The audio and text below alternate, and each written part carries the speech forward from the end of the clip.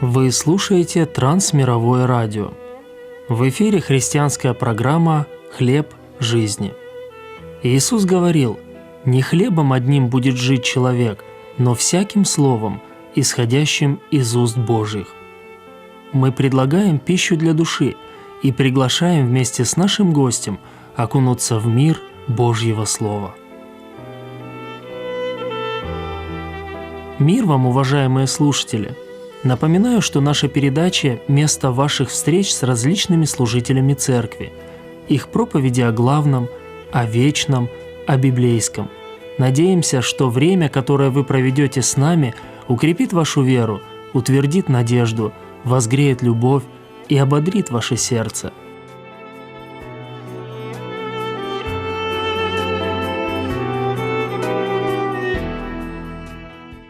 Сегодня у микрофона Сергей Бриштель и Олег Крупко. Тема нашей беседы называется «Муж желаний». Присоединяйтесь. Готов ли ты оставить навсегда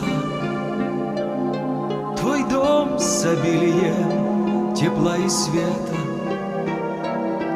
уйти в страну, откуда никогда ты никому не передашь привета, ты никого не сможешь навестить, последним хлебом с братом поделиться, там никого не сможешь ты простить, там будет поздно плакать и молиться. О, помоги, Господь, прожить так жизнь, любить, прощать, как любишь ты меня. Ты за меня отдал всю свою жизнь, тебя люблю всем сердцем я. О, помоги, Господь, прожить так жизнь, любить, прощать, как любишь ты меня. Ты за меня отдал всю свою жизнь, тебя люблю всем сердцем я. Готов ли ты оставить навсегда все то, над чем годами ты трудился? Ты ничего не сможешь взять туда, уйдешь таким, каким на свет родился. Готов ли ты сейчас предстать пред Ним и, позабыв о множестве забот, оставить все, пойти за Ним одним? Куда Господь тебя не позовет? О, помоги, Господь, прожить так жизнь, любить, прощать, как любишь ты меня. Ты за меня отдал всю свою жизнь, тебя люблю всем сердцем я. Книга «Библия» открывает Божий план спасения человечества. И все 66 книг Ветхого и Нового Заветов чрезвычайно важны для нашего изучения и исследования. Но две книги Священного Писания имеют некоторую особенность. В Ветхом Завете это книга пророка Даниила, а в Новом Завете – книга Откровения. Их называют апокалиптическими книгами. Греческое слово «апокалипсис» означает «раскрытие» или «откровение». Эти книги уникальны как по форме содержащихся в них откровений, так и по способам их передачи людям. В них широко используются символы и аллегории. Для них характерно обращение к судьбам еврейского народа, которые раскрываются в свете Божьего плана на будущее. Таинственность этого будущего отражается в самом характере повествования. В картинах и образах этих откровений я, признаюсь, сильно робею. Их толкование представляет для меня большое затруднение. Но сегодня я хочу поделиться с вами очень ярким и понятным образом. Книга пророка Даниила, 9 глава, 23 стих. «В начале моления твоего вышло слово, и я прошел возвестить его тебе, ибо ты муж желаний. Итак, вникни в слово и уразумей видение».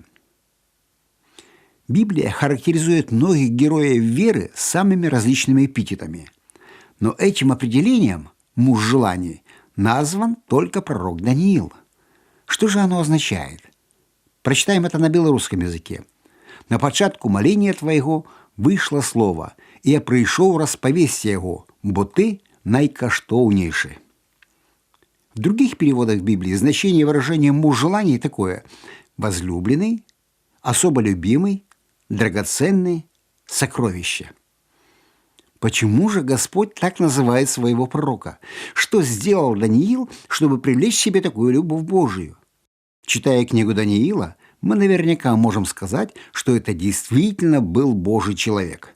Он прошел через множество самых разных испытаний, в которых силой Бога устоял, не пошатнувшись. Поэтому неудивительно, что Господь, обращаясь к этому своему человеку, называет его особо любимым и драгоценным. Упование на Бога давало Даниилу силы жить и не впадать в депрессию в тех сложных обстоятельствах, в которых он оказался.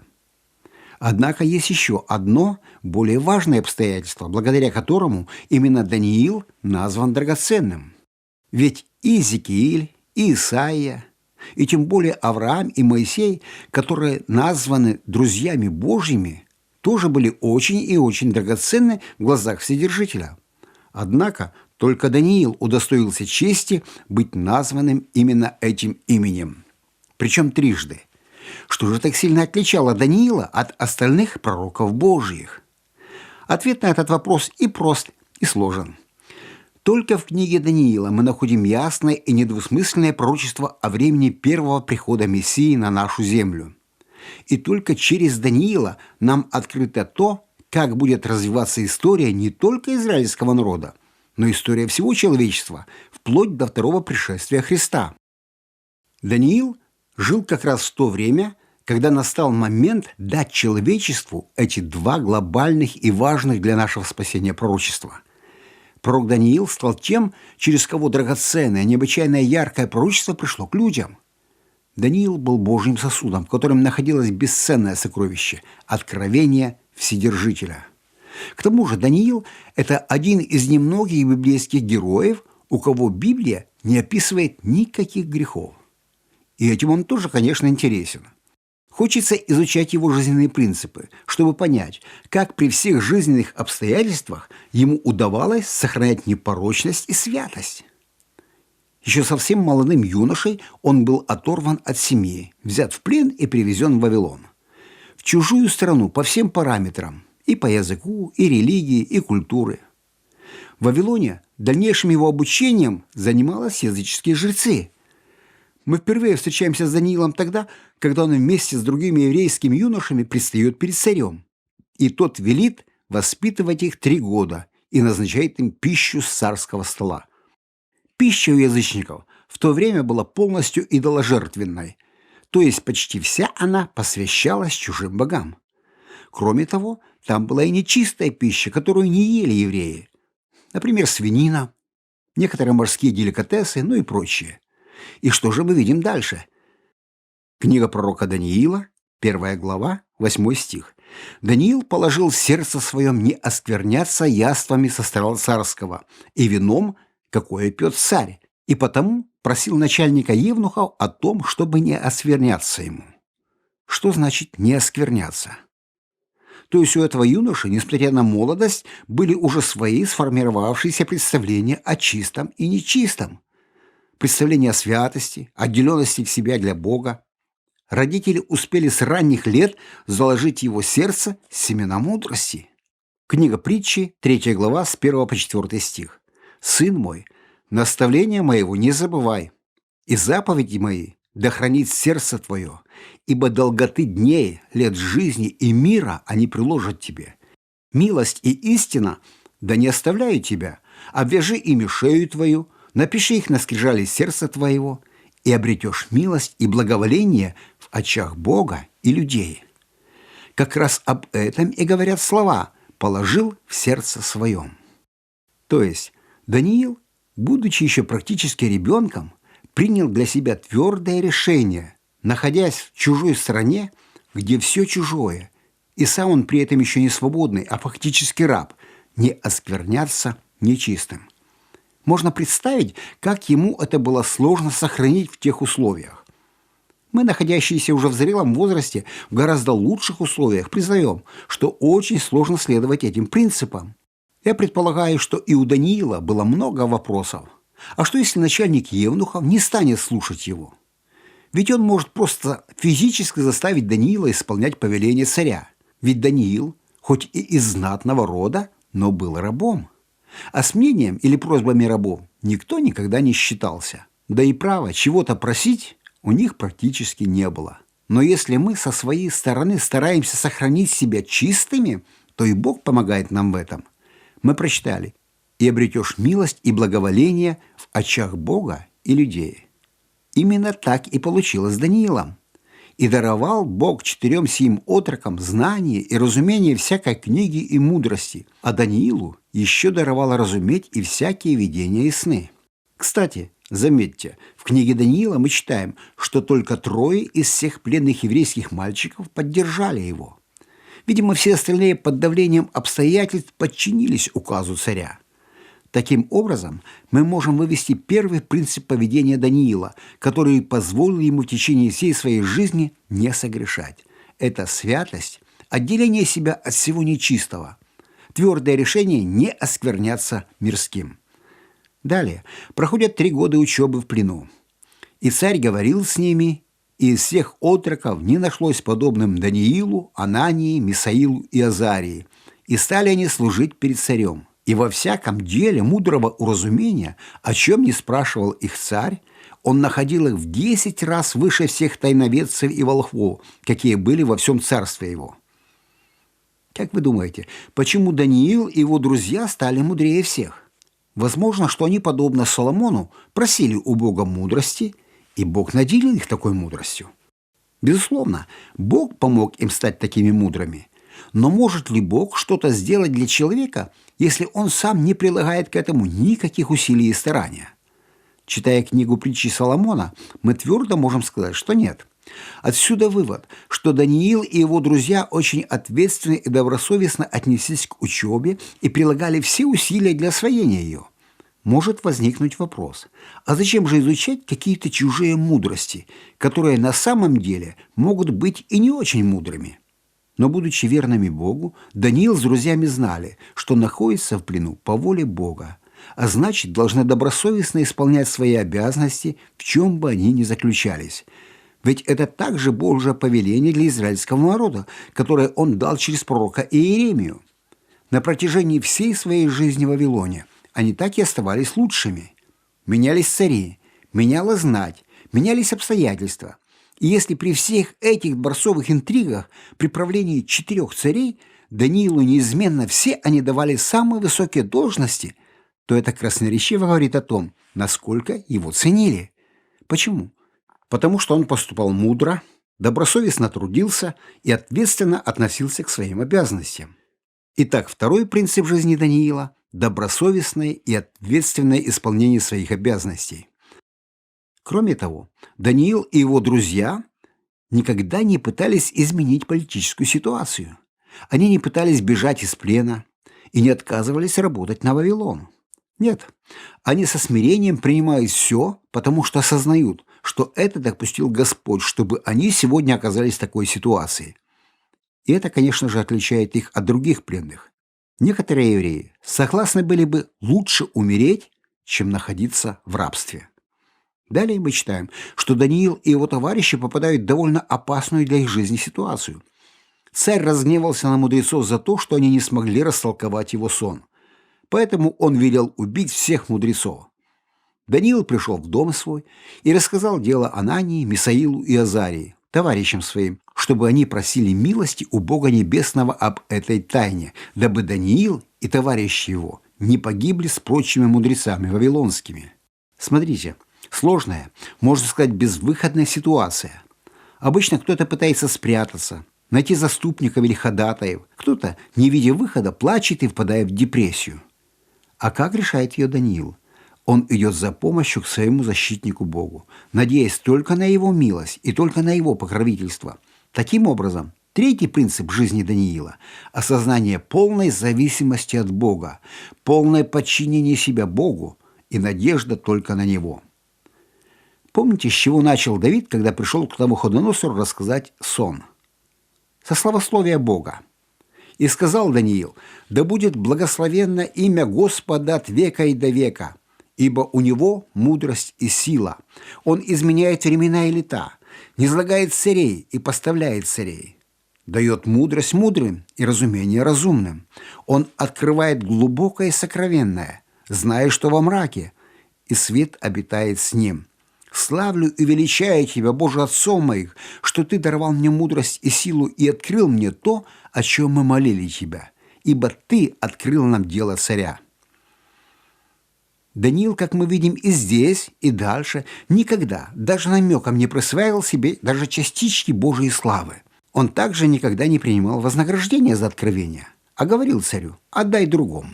Всегда всю почесть и славу отдавал исключительно только Богу. Итак, четвертый принцип – прославление Бога и полная отдача всей славы только Господу. Теперь вспомним историю с царем Валтасаром, когда кисть руки писала перед ним слова на стене дворца. И вот приводит Даниила, чтобы он прочитал царю, что там написано. Даниил понимает, что это ужасное известие, фактически приговор царю.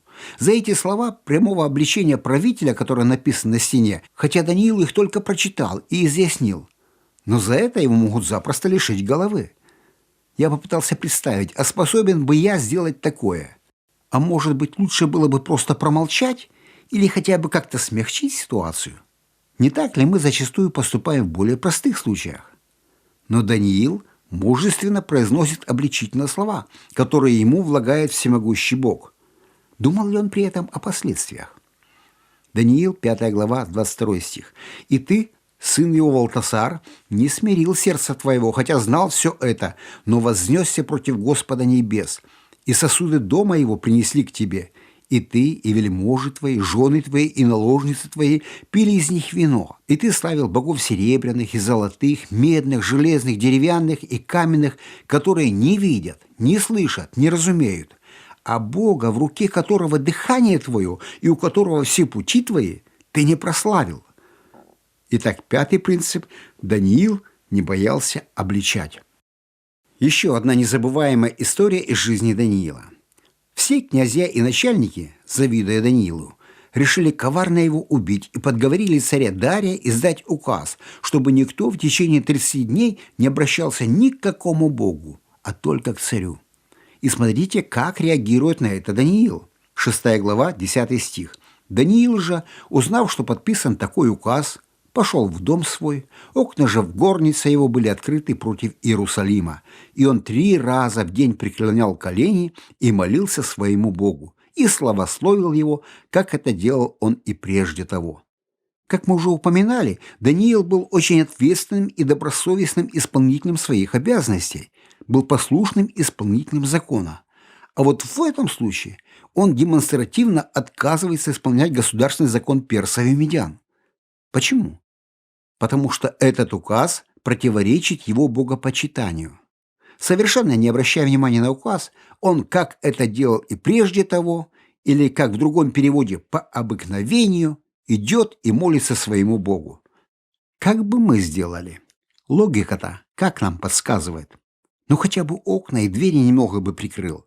Или, может быть, вообще не становясь на колени, тихонечко про себя помолился, чтобы не провоцировать этих негодных людей. А Даниил демонстративно, как и раньше, и даже окна не закрывает. Вот это и отличает нас от Даниила. Даже под страхом страшной смерти он не смог отказаться от того, что делал всегда, что было стержнем и основой его жизни, потому что еще юношей он положил себе в сердце прочное основание. Он просто не мог по-другому. И при этом он совершенно не чувствовал себя законопреступником. 6 глава, 22 стих. Бог мой послал ангела своего и заградил пасть львам, и они не повредили мне, потому что я оказался перед ним чист. Да и перед тобою, царь, я не сделал преступления». Он не мог предать своего Бога, и поэтому был готов даже умереть. Но Бог заградил пасть голодным львам. Итак, шестой принцип – верность и преданность Богу при всех обстоятельствах и постоянство в молитве. Следующая принципиальная черта характера Даниила – это желание познания воли и путей Бога. Ради познания воли Бога он усмиряет свою плоть через пост. 10 глава, 2 стих. «В эти дни я, Даниил, был в сетовании 3 седмицы дней.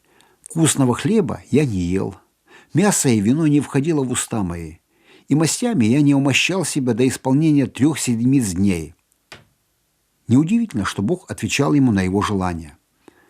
В первый год царствования его я, Даниил, сообразил по книгам число лет, о котором было слово Господне к Иеремию пророку, что 70 лет исполнились над опустошением Иерусалима.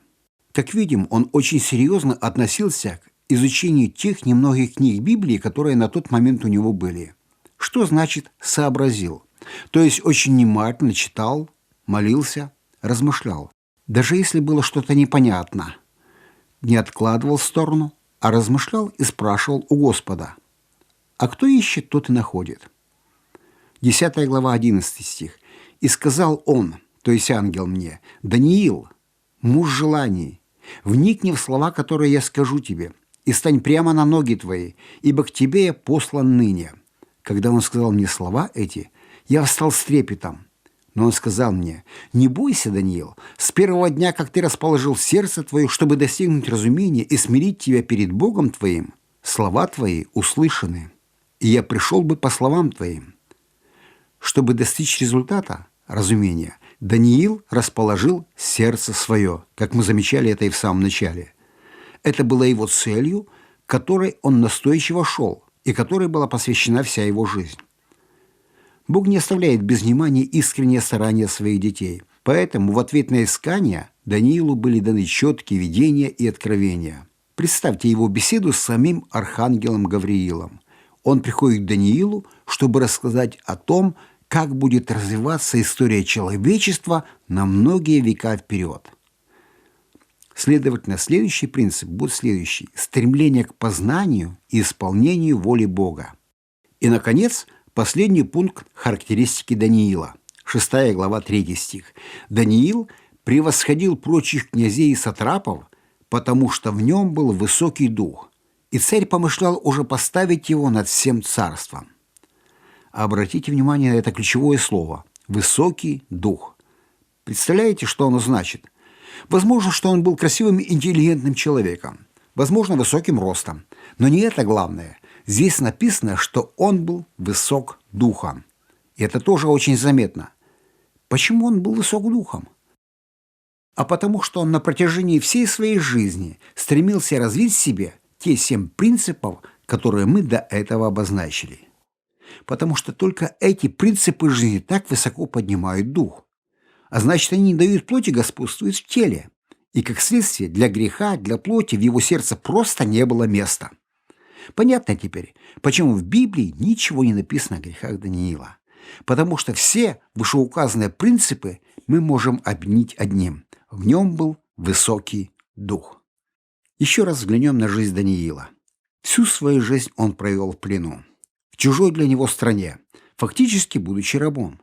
В течение всей этой жизни он не имел ни своего дома, ни своей семьи. Все это он принял со смирением, без ропота, не протестуя, а добросовестно исполняя то, что на него было возложено. Достойно выполнил свое предназначение. Вы хотите быть мужем или женой желаний? Я очень хочу. Давайте примем принципы жизни Даниила для своего исполнения.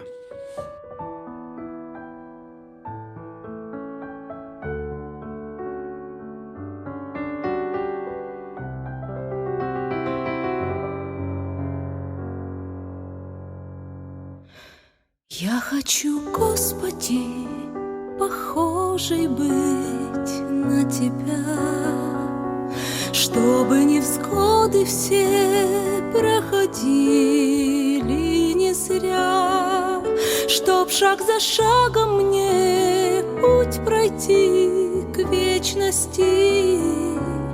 Даруй мне больше сил, терпенья и смелости, чтоб шаг за шагом мне путь пройти к вечности. Даруй мне больше сил, терпенья и смелости.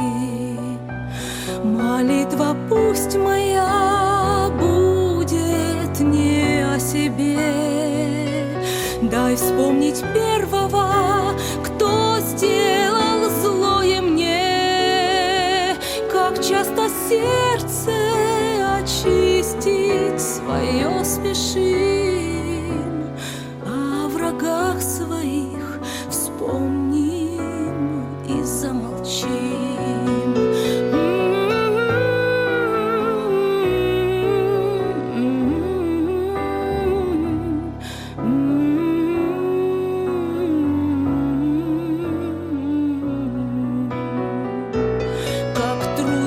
Жить, когда нет защиты Твоей. Молюсь я больше, и сила моя в Тебе. А когда рядом Ты, не страшна мне беда. Мой Искупитель, мой Бог и моя звезда.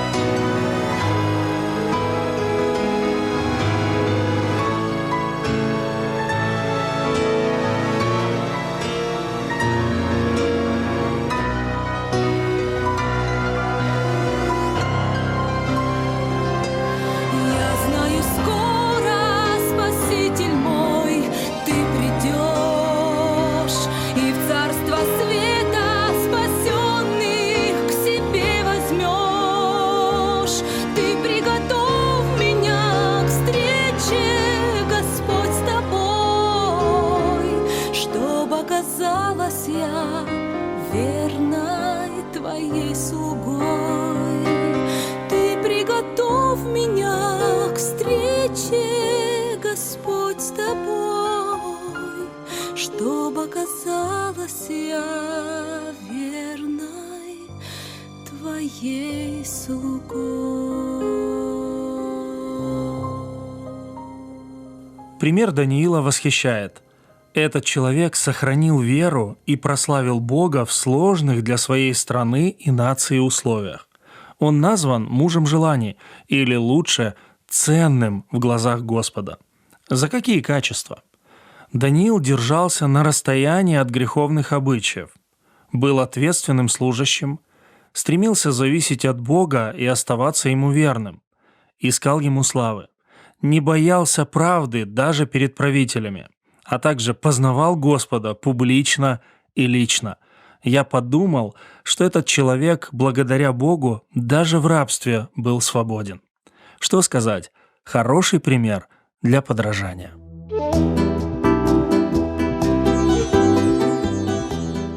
На этом наша сегодняшняя передача подошла к концу. С вами был Сергей Бриштель, а также звукооператор и одновременно наш гость Олег Крупко. Пожалуйста, направляйте свои отзывы и пожелания по адресу: Трансмировое радио, передача «Хлеб жизни», абонентский ящик 45, индекс 224-020, город Брест 20, Беларусь. До следующих встреч и Божьих вам благословений!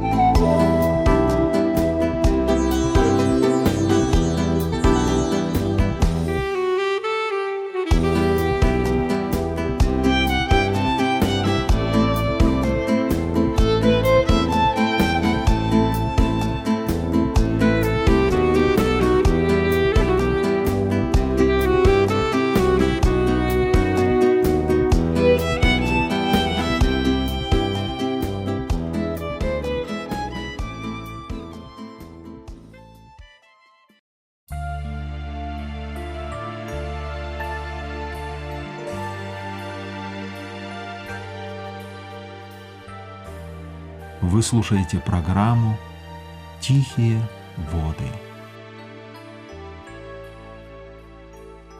Господь – пастырь мой, я ни в чем не буду нуждаться. Он покоит меня на злачных пажитях и водит меня к водам тихим, подкрепляет душу мою, направляет меня на стези правды ради имени Своего.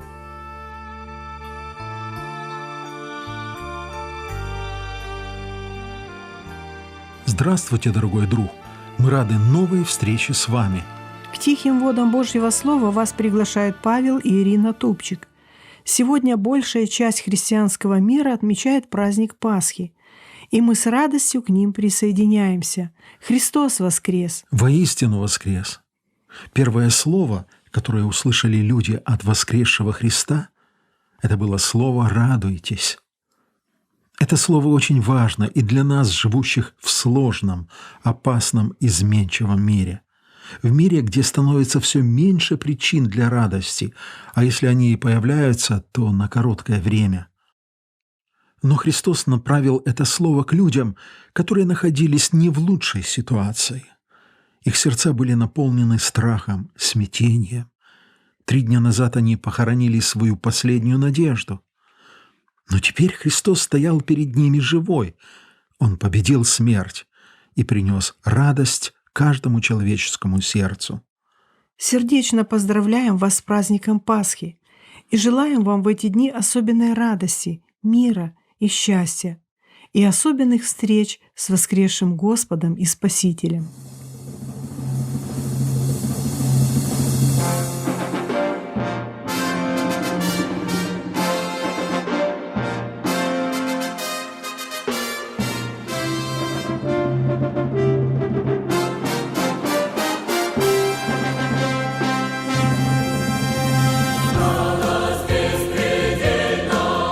Иисус воскрес, Бог нам дан и в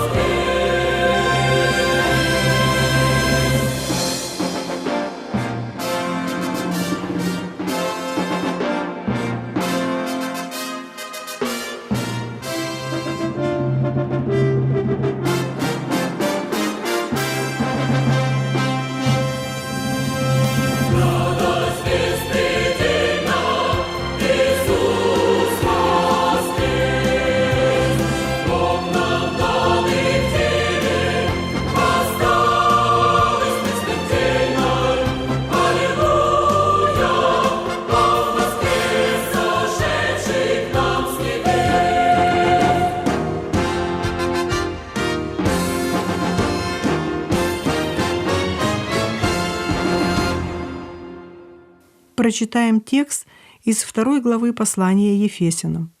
«Вы были мертвы из-за ваших преступлений и грехов, и поступали так, как принято в этом греховном мире, повелением властителя сил, обитающих в воздухе, духа, действующего ныне в тех, кто противится Богу. Мы все когда-то были такими и поступали по своим природным желаниям, следуя своей похоти. Нас, как и всех остальных, ожидал Божий гнев. Но Бог, богатый милостью, проявил такую огромную любовь к нам, что нас, хотя мы и были мертвы из-за наших преступлений, оживил вместе со Христом. Вы спасены по благодати, и Бог воскресил нас вместе со Христом и посадил нас, объединившихся с Иисусом Христом, в небесах. Тем самым Он хотел показать в грядущих веках безмерное богатство Своей благодати к нам через Иисуса Христа. Потому что вы спасены по благодати через веру. И это не ваша заслуга, это дар Божий. Не за дела, чтобы никто не хвалился тем, что он якобы заслужил спасение». Мы с вами прочитали слова, имеющие глубочайшее значение, затрагивающие как фундаментальные духовные вопросы, так и жизнь каждого человека. Этот текст открывает глубочайшую проблему и величайшую надежду. И эти слова обращены к каждому из нас лично, ко мне и к тебе, дорогой друг. Они так и начинаются личным обращением «вы». И здесь не нужно оглядываться по сторонам. «Вы» — это сказано именно о вас. Апостол Павел написал эти слова в очень категоричном тоне, без дипломатии и обтекаемых фраз. То, что он написал после обращения «вы», может показаться оскорблением, потому что дальше написано «были мертвыми». Кажется, апостолу изменило чувство такта. Разве так можно говорить о живых людях? Но Павел не думает извиняться. Буквально через несколько строк он опять повторяет ту же фразу, но теперь включает в число мертвых и себя. «Мы были мертвыми из-за наших преступлений». Да, явно Павел не читал Дейла Карнеги. В этих словах Дух Святой через апостола Павла открывает Божий взгляд на человека и человечество. Когда-то Бог сказал Адаму, указывая на дерево познания добра и зла: «Не ешь от него, потому что в день, в который вкусишь, смертью умрешь». Люди вкусили запретный плод, и смерть вошла в них. И с тех пор смерть царствует над миром. Она имеет самую безупречную статистику. Из 100 родившихся все 100 умирают. Только через различное время. Кто-то живет 100 лет, кто-то 50, кто-то 10. Давайте посмотрим правде в глаза. В каждом из нас действует разрушительный вирус смерти. И ни у кого нет избавления в этой борьбе. Но это еще только часть проблемы. Слова «мертвые из-за ваших преступлений и грехов» имеют и более глубокий смысл. Самое страшное, что умирают не только тела людей, но также мертвы их души. Я думаю, что всем слушателям известно имя русского писателя Николая Васильевича Гоголя. Он написал много произведений, среди которых есть роман-поэма «Мертвые души». Я не буду пересказывать сюжет этого произведения, потому что оно входит в школьную программу. Только отмечу, что в нем автор показывает умирающие души, задыхающиеся в скупости, злобе, алчности, неправде и других грехах. Название произведения очень символично для современного мира. «Мертвые души», мертвые по грехам и преступлениям. В своей предсмертной записке Гоголь написал: «Общество тогда только поправится, когда всякий частный человек займется собою и будет жить как христианин, служа Богу теми орудиями, какие ему даны, и стараясь иметь доброе влияние на небольшой круг людей, его окружающих. Все придет тогда в порядок. Сами собой установятся тогда правильные отношения между людьми, определяться пределы, законные всему. Будьте не мертвые, а живые души. Нет другой двери, кроме указанной Иисусом Христом, и всяк, перелезающий иначе, есть тать и разбойник». Конец цитаты. По замыслу писателя в следующих томах «Мертвых душ» читатели должны были увидеть нравственное перерождение героев, духовное возрождение российского общества. Но писатель по непонятной причине сжег эти рукописи. Возможно, он понял несоответствие желаемого и действительного. Слова Гоголя о мертвых душах актуальны для современного мира. Коррупция, преступность, аморальность, наркомания, болезни уничтожают человечество. Мертвые души. Но слова апостола Павла заставляют взглянуть на эту проблему не в третьем лице, а в первом. Не кто-то мертв, а вы. Только весь вопрос: были мертвы или сейчас мертвы? Мы можем считать себя хорошими людьми. Возможно, так оно и есть. Нас уважают окружающие. Но, тем не менее, Священное Писание называет нас мертвыми. И причиной тому является грех. Он убивает нас. У Николая Шалатовского есть известное стихотворение «Молитва Матери». Это исповедь блудного сына, оставившего Бога, отцовский дом, и все растерявшего в жизни. В стихотворении описывается сцена, когда пьяный сын стоит у постели умирающего отца и насмехается. «Ну где же Бог твой? Что ж Он не спасает? Он исцелитель. Что ж ты не встаешь? Без Бога люди тоже умирают, и ты, отец, как все в земле сгниешь». Отец ответил ему: «Я жив еще, а ты, сынок, мертвец». Только через годы на могиле своих родителей этот блудный сын признал правоту слов отца. Он жил, ходил по земле, но на самом деле был духовным мертвецом. Дорогой слушатель, не относятся ли к тебе эти слова? Может быть, сегодня пришел час посмотреть правде в глаза? Неужели ты не видишь, не ощущаешь, как грех отнимает у тебя все доброе, хорошее, святое? Скоро он отнимет и саму жизнь. И тогда наступит самое страшное и ужасное. Смерть вторая, вечное отторжение от Бога, вечное мучение. То, что апостол Павел пишет о жизни без Бога, повергает в шок. Вы были мертвыми из-за ваших преступлений и грехов и поступали так, как принято в этом греховном мире, по велениям властителя сил, обитающих в воздухе, духа, действующего ныне в тех, кто противится Богу. Мы все когда-то были такими и поступали по своим природным желаниям, следуя своей похоти. Нас, как и всех остальных, ожидал Божий гнев. Оказывается, духовно мертвый человек не принадлежит себе. Он находится во власти князя тьмы, то есть сатаны, и выполняет его волю. По сути, это зомби, который выполняет волю своего злого и жестокого правителя. Не все рабы любят своих господ.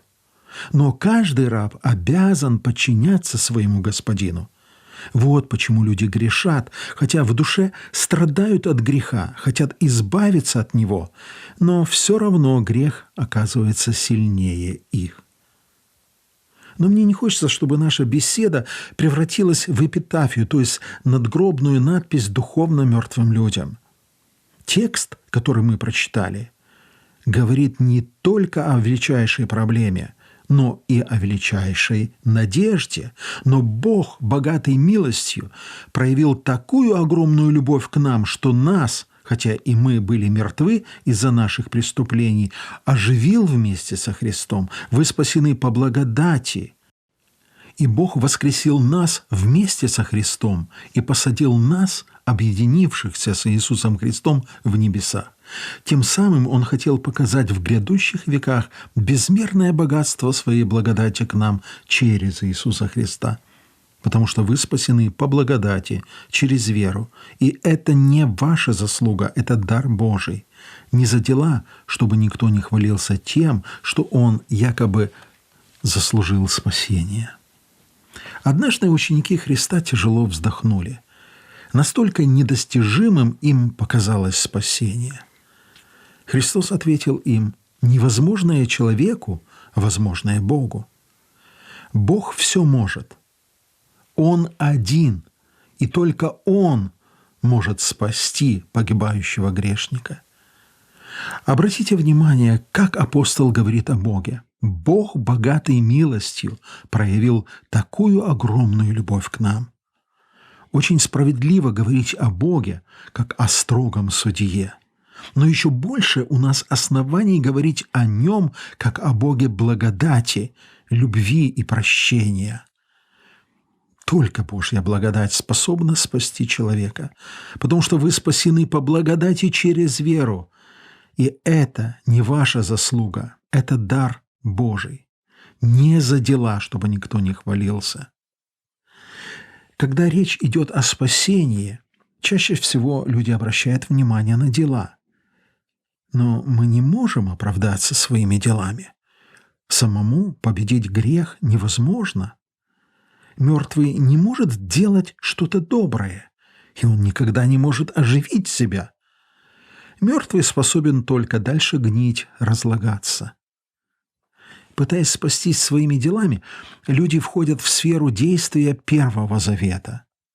Но закон, который дан был Богом Моисею у горы Синай, не мог спасти людей. Закон обнаруживал грех, но он не мог избавить человека от него. Спасать людей законом – это то же, что лечить рентгеновским аппаратом. Это устройство помогает установить диагноз, но оно не предназначено для лечения. Спасение люди обретают не у горы Синай, а у другой горы Голгофы, где Божий Сын умер на кресте за грехи людей. Он изъязвлен был за грехи наши и мучим за беззакония наши. Наказание мира нашего было на нем, и ранами его мы исцелились, написано в 53 главе книги пророка Исаии. Закон требует от человека: сделай, выполни, и тогда спасешься. Благодать утверждает другой принцип: веруй в Господа Иисуса Христа и спасешься. Тому же, кто не полагается на дела, но верит Богу, оправдывающему нечестивого, в праведность вменяется сама его вера. Этот стих всегда заставляет напрячься. Что же, можно свободно грешить, и Бог тебя оправдает? Апостол Павел в этой главе говорит, что нет, такое недопустимо, и более того, такое невозможно. Разве тот, кто испытал на себе Божью благодать, станет дальше грешить? Божьей благодатью для нас стал Его Сын Иисус Христос. Он полностью соединил себя с людьми, отождествил себя с нами. Мир мертв по грехам и преступлениям. Христос умер, чтобы воскресить человечество, чтобы воскресить и тебя, дорогой друг. Это может произойти сегодня, если ты этого захочешь. О том, каким образом мертвый человек может быть спасен, апостол Павел сказал всего 2 слова: «оживил вместе со Христом». Нас, хотя мы и были мертвыми из-за наших преступлений, оживил вместе со Христом. Вы спасены по благодати. Как это происходит, Христос показал в притче о блудном сыне. Этот молодой человек хотел пожить всласть. Но, расставшись с отцом, он духовно умер. Божий Отец так и сказал о нем: «Был мертв и ожил, пропадал и нашелся». Путь воскрешения блудного сына был одновременно и простым, и сложным. Сложность состояла в том, что ему нужно было все осознать, понять, что он погибает, преодолеть гордость, стыд, страх, сомнения. А простота заключалась в том, что отец ждал его, готов был принять его таким, как он есть. Он не требовал возмещения ущерба. Ему нужен был его сын. И как он радовался, когда смог заключить сына в свои объятия. Вот это и есть благодать. Дорогой друг, Бог также ждет сегодня и тебя. Он ждет твоего покаяния. За твои грехи умер Христос, умер и воскрес. И если ты придешь к Богу благодати, Он спасет тебя, Он воскресит тебя, Он сделает тебя новым человеком. Ничто другое тебе не поможет. Только благодать, только милость и прощение Небесного Отца.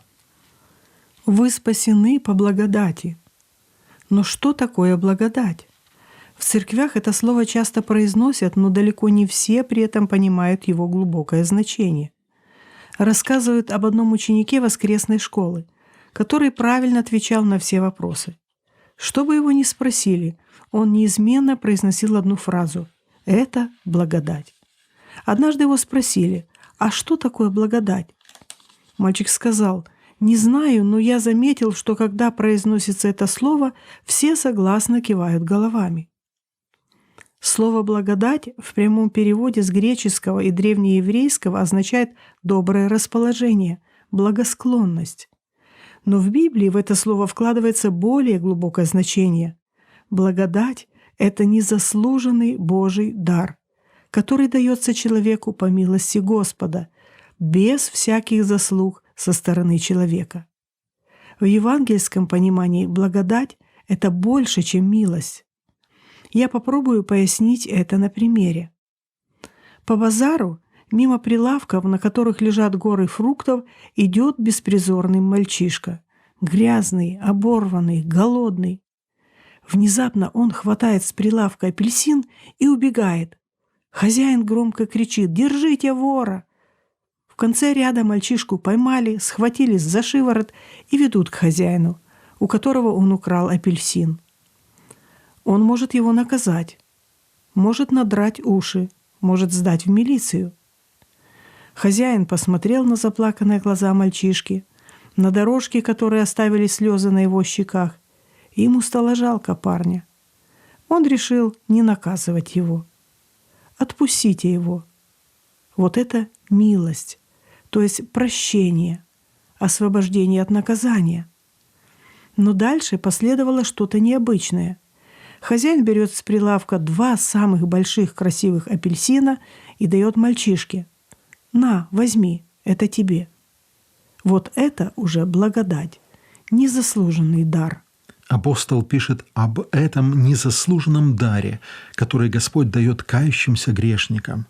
Бог воскресил нас вместе со Христом и посадил нас, объединившихся с Иисусом Христом, в небесах. Тем самым Он хотел показать в грядущих веках безмерное богатство Своей благодати к нам через Иисуса Христа. Дар благодати не просто велик, огромен, он безграничен. Вы находитесь дома, идете по улице или едете в автомобиле, но вы уже посажены на небесах со Христом. Прочитайте Писание неба в Откровении, в книгах пророков. Я думаю, что они вам, безусловно, понравятся. Так вот, это все принадлежит нам, верующим в Иисуса Христа, и это приготовлено специально для нас. Благодать невозможно заслужить. Ее получают только по вере, как дар. Благодать находится в пронзенных руках Христа, и мы можем брать ее из Его рук. Без Христа невозможно получить благодать. И вот почему мы должны с Ним соединяться. Вот почему апостол Павел писал, что ради Христа он все почитает за ссор, от всего отказывается, чтобы приобрести Христа. Дар благодати не имеет границ. Преизобильное – это значит безмерное. Бог будет безгранично изливать свою благодать. И на кого? На тех, кто раньше был мертвым по грехам и преступлениям, кто был под властью дьявола, кто утопал в пороках, но кто омылся, очистился кровью Христа. Дорогой друг, спасен ли ты благодатью Христовой? Сегодня она открыта тебе. Тебе нужно только в ней понуждаться. Нужно понять и признать свое духовное состояние и прийти к Иисусу за прощением. Этот праздник Пасхи может стать для тебя особенным. Ты не только будешь вспоминать воскресение Иисуса, но тот, кто воскресил Иисуса из мертвых, оживит и тебя.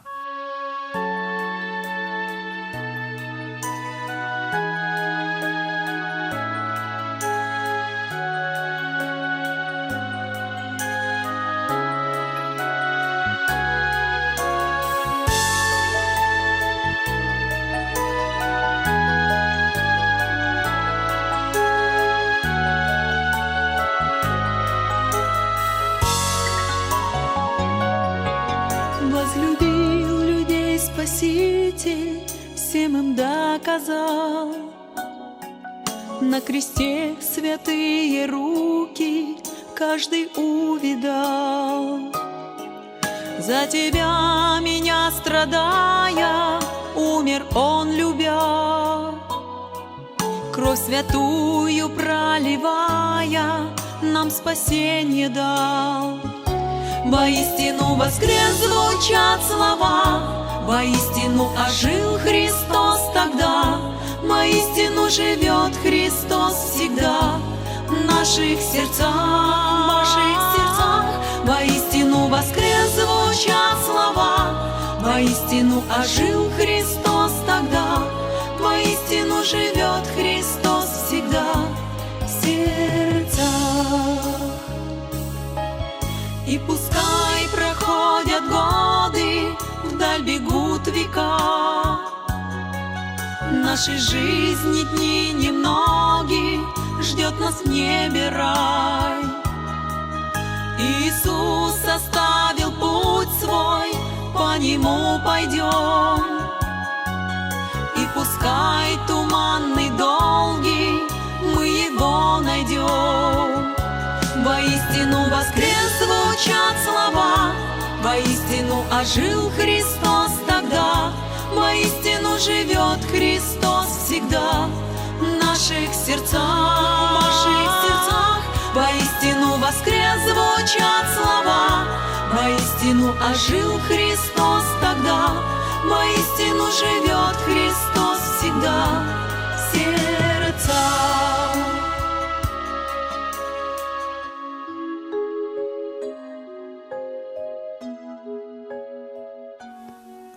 Наша радиопередача заканчивается. С вами были Павел и Ирина Тупчик. Свои вопросы, отзывы и пожелания направляйте, пожалуйста, по адресу: программа «Тихие воды», почтовый ящик 45, индекс 22 40 20, город Брест 20, Республика Беларусь. Нас слушать вы можете каждую неделю на средних волнах по понедельникам в 21 час в диапазоне 482 метра, то есть на частоте 621 кГц. По вторникам в 22 часа 15 минут в диапазоне 290 метров, то есть на частоте 1035 кГц. И круглосуточно в интернете на сайте twr.fm. И в Ютубе на канале «Трансмировое радио Беларусь». Вы можете писать нам и по электронной почте. Наш адрес rmtwr.by, значок @gmail.com. Желаем вам всего доброго. Пусть Господь благословит вас. До встречи у тихих вод Божьего Слова.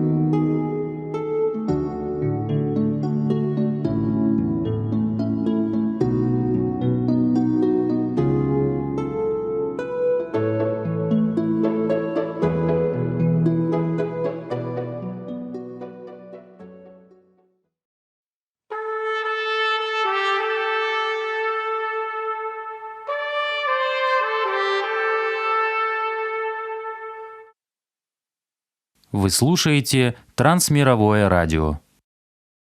В эфире программа «Слово на сегодня».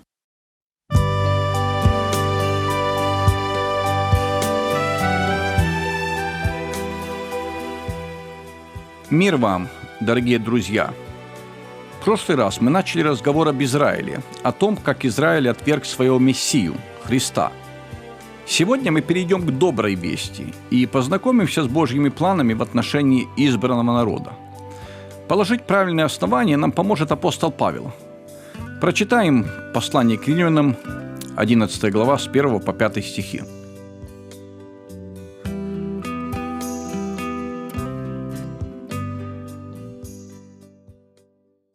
Итак, спрашиваю, неужели Бог отверг народ свой? Этот вопрос следует после описания неверия Израиля. Читатели могли подумать, что с Израилем уже покончено. «Никак», – отвечает Павел, – «ибо и я, израильтянин, от семени Авраамова, из колена Вениаминова. Не отверг Бог народа своего, который он наперед знал. Или не знаете, что говорит Писание в повествовании о Белии, как он жалуется Богу на Израиля, говоря: «Господи, пророков твоих убили, жертвенники твои разрушили, остался я один, и моей души ищут». Что же говорит ему божеский ответ? «Я соблюл себе 7000 человек, которые не преклонили колени перед Ваалом». Так и в нынешнее время по избранию благодати сохранился остаток. Павел указывает, что благую весть отвергло большинство, но не весь Израиль. Отвержение иудеев не является ни всеобщим, ни окончательным. Павел напоминает своим читателям о том факте, что он и сам израильтянин.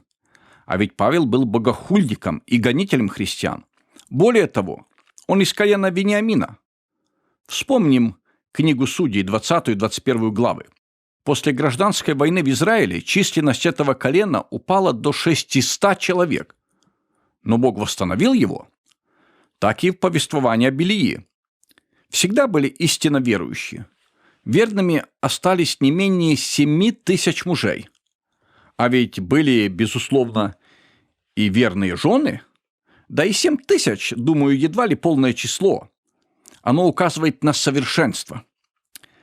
Джон МакАртур указывает, что они не отвергнуты, но ожесточились, и временное отвержение Богом Израиля не произошло в результате перемены мнения или вспышки чувства гнева, но имело определенную цель. Они споткнулись не для того, чтобы совсем пасть, но чтобы подняться и на этом своем восхождении пережить самим и заставить пережить язычников более великие благословения, чем те, которые не имели бы, не упав в начале. Таким образом, мы видим, как Бог использует даже грех, отступничество для умножения благодати. И далее мы обращаемся к образу маслины, посредством которой Павел представляет судьбу Израиля и язычников в Божьих планах. Он продолжает. «Если начаток, то есть первый сбор или лучшая доля плодов, свят, то и целое. И если корень свят, то и ветви. Если же некоторые из ветвей отломились, а ты, дикая маслина, привился на место их и стал общником корня и сока маслины, то не превозносись, то есть не хвастайся пред ветвями. Если же превозносишься, то вспомни, что не ты корень держишь, но корень тебя. Скажешь: ветви отломились, чтобы мне привиться. Хорошо, они отломились неверием, но ты держишься верою, не гордись, но бойся. Ибо если Бог не пощадил природных ветвей, то смотри, пощадит ли тебя? Логично, да? Итак, видишь благость и строгость Божию, строгость к отпадшим, а благость к тебе, если пребудешь в благости Божией. Иначе и ты будешь отсечен. Такое может быть. Но и те, если не пребудут в неверии, привьются, потому что Бог силен опять привить их. И такое может быть.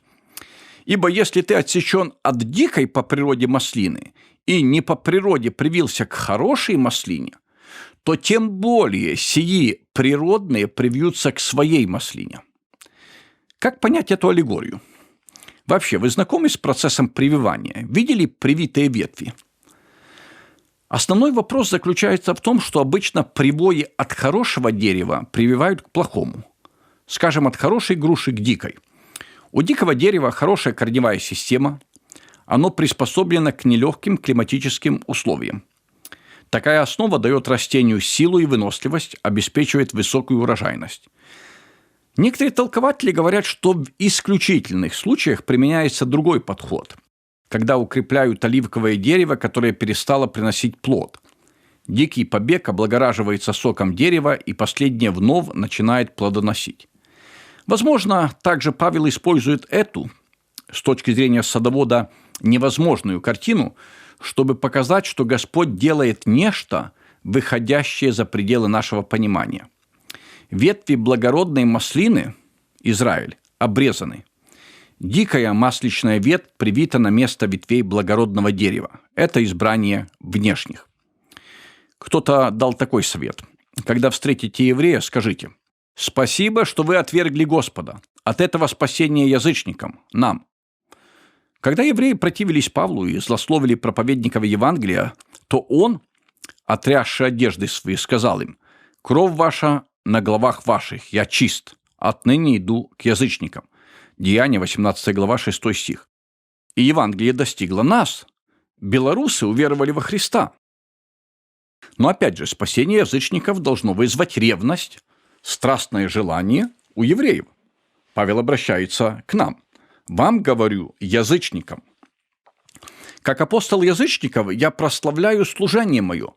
Не возбужу ли ревность в сродниках моих по плоти и не спасу ли некоторых из них? Ибо если отвержение их примирение мира, то что будет принятие, как не жизнь из мертвых? Юджин Петерсон, размышляя об 11 главе, предложил такую аналогию. Когда они, иудеи, вышли, то они оставили дверь открытой, и посторонние, язычники, вошли. Хорошо. А сейчас уже, когда вошли язычники, дверь закрыта на ключ, или все-таки евреи могут вернуться? Оказывается, отпадение Израиля не будет длиться вечно. Если они оставят свое национальное неверие, так сказать, то Бог восставит их, оживит засохшие ветви. Дверь еще открыта. Итак, весь Израиль спасется, как написано: «Придет от Сиона Избавитель и отвратит нечестие от Иакова. И сей завет им от меня, когда сниму с них грехи их», завершает пояснение апостол Павел. Что значит «весь Израиль»? Комментаторы дают разные ответы. Весь – это каждый отдельно взятый еврей в прошлом, настоящем и будущем. Или весь – это еврейский народ как нация, но не обязательно каждый еврей. Или этнический Израиль последнего времени, евреи, которые будут жить перед приходом Христа. Или духовный Израиль, состоящий из евреев и язычников. Или просто весь – это верный остаток. Не уверен, что мы можем говорить о том, что все до единого израильтяне спасутся, включая Иуду, сына погибели, Анну и Каиафу, евреев-атеистов. Израиль как нация в целом обратится ко Христу. Наверное, здесь можно провести параллель с первым приходом Христа. Когда мы говорим, что Израиль отверг Христа, мы все же понимаем, что были и те, кто принял его. И когда мы говорим, что Израиль спасется, имеем в виду, что в целом евреи уверуют в Иисуса как Мессию, примут его. Под словом «весь» мы имеем в виду общность, может, большинство или значительное большинство. В любом случае, Господь изольет на дом Давида и на жителей Иерусалима, как и Тель-Авива, и Ашкелона, и Хайфы, других городов и кибуцев, дух благодати и умиления, и они воззрят на Него, которого пронзили, и будут рыдать о Нем, как рыдают о единородном Сыне, и скорбеть, как скорбят о первенце. Книга пророка Захарии, 12 глава, 10 стих. Господь изольет благодать, и они уверуют во Христа. Ведь без Христа спасение невозможно, не так ли? Спасает не национальность, а вера во Христа. Однажды в штормовую ночь ребенок, стоявший у окна своей комнаты и видевший бешеные порывы ветра, сказал: «Бог, должно быть, потерял управление своими ветрами». Согласно Павлу, этого-то никогда не могло произойти. Ничто никогда не может выйти из-под контроля и управления Бога. Все служит Его целям. И Израиль до ныне, хотя и негативно, служит таинственному делу спасения всего человечества. В отношении к благовестию читаем: «Они, то есть Израиль, враги ради вас», то есть язычников. И дальше: «Как и вы некогда были непослушны Богу, а ныне помилованы по непослушанию их», то есть Израиля, «так и они теперь непослушны для помилования вас». Как писал один автор, последний акт драмы еще не сыгран. И тайна, в которую Павел позволяет нам мельком заглянуть, в том, что кульминацией драмы станет примирение всего Израиля с Богом. В следующей беседе, если Господь продлит жизнь, мы продолжим эту тему.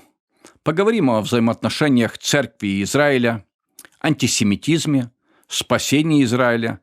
А сейчас вместе с апостолом Павлом прославим Бога за Его бездну богатства и премудрости и воздадим Ему славу, ибо все из Него, им и к Нему. Ему слава во веки. Аминь.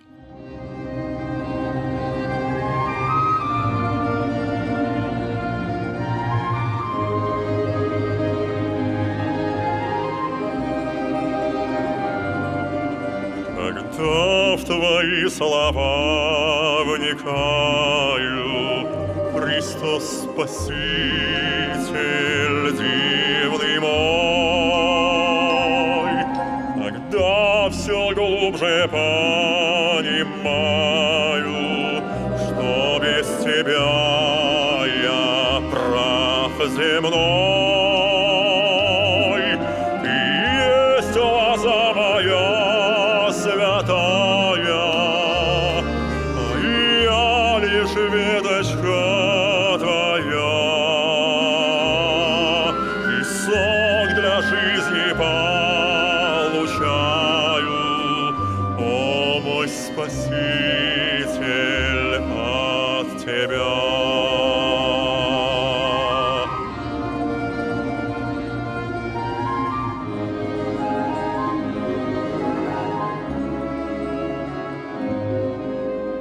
Сок во мне все оживляет, несет мне радость и покой. Душа так близко ощущает Тебя, Господь, Спаситель мой. Когда ж случается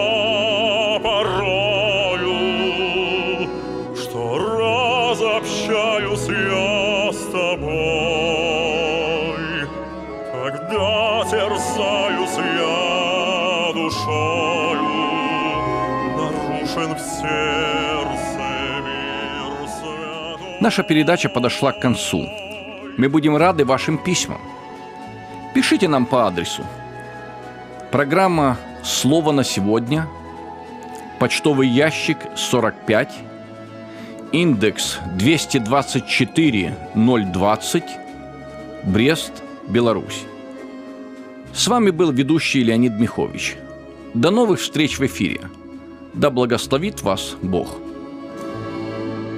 И потому мое желание в Тебе, Христос мой, пребывать, чтоб в жизни все мои деяния Твоею силой совершать. Ты для меня лоза святая, а я лишь веточка Твоя. Твоими соками питаясь, дай пребывать в Тебе всегда. Ты для меня лоза святая, а я лишь веточка Твоя. Твоими соками дай пребывать в тебе всегда,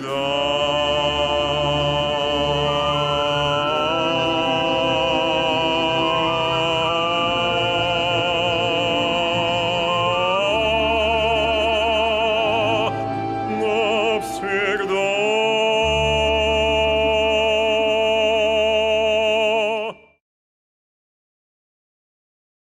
Вы слушаете Трансмировое радио.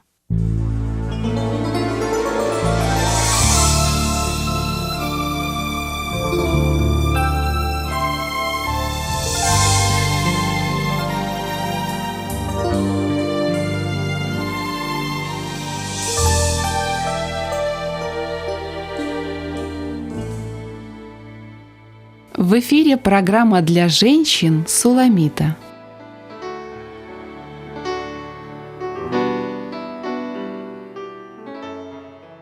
Приветствую всех слушателей программы. С вами рада встретиться ведущая Елена Делюк. И мы продолжаем тему, начатую в прошлой программе. Тема называется «Ответственность ребенка». Мы говорили о том, как помочь нашим детям стать ответственными людьми. Но вначале я предлагаю вам несколько афоризмов об ответственности.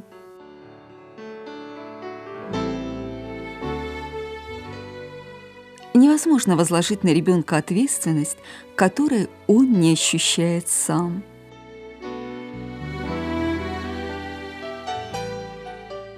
Сильный берет ответственность на себя, слабый сваливает на другого.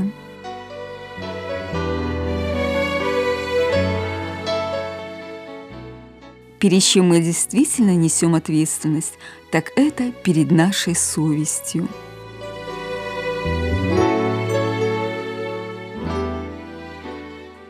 Мы ответственны не только за то, что мы делаем, но и за то, что мы не делаем.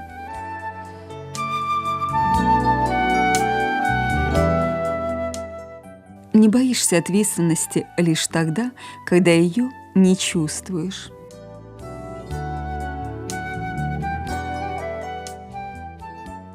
Что можем сделать мы, родители, чтобы наши дети почувствовали ответственность?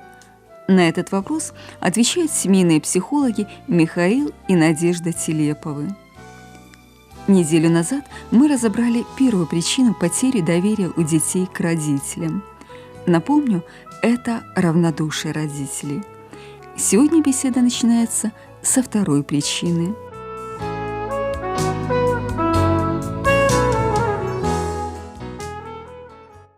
Мы уже называли вторую причину, по которой подростки удаляются от родителей, прямо противоположную первой. Это сверхопека. Например, в ситуации конфликта с учителем сверхзаботливые родители мчатся в школу выяснять отношения, не понимая, что сверхопека точно так же унижает ребенка, как и равнодушие со стороны мамы и папы. Вспомните героиню из знаменитого фильма о школе «Доживем до понедельника», ученицу 9 класса, папа которой писал учителям письма на казенных бланках, выражая свое мнение по поводу их профессионализма. А в этой ситуации страдала сама девочка-девятиклассница из-за отношения к ней учителей и одноклассников. Она страдала из-за собственной беспомощности и в отношении своего сверхопекуна отца.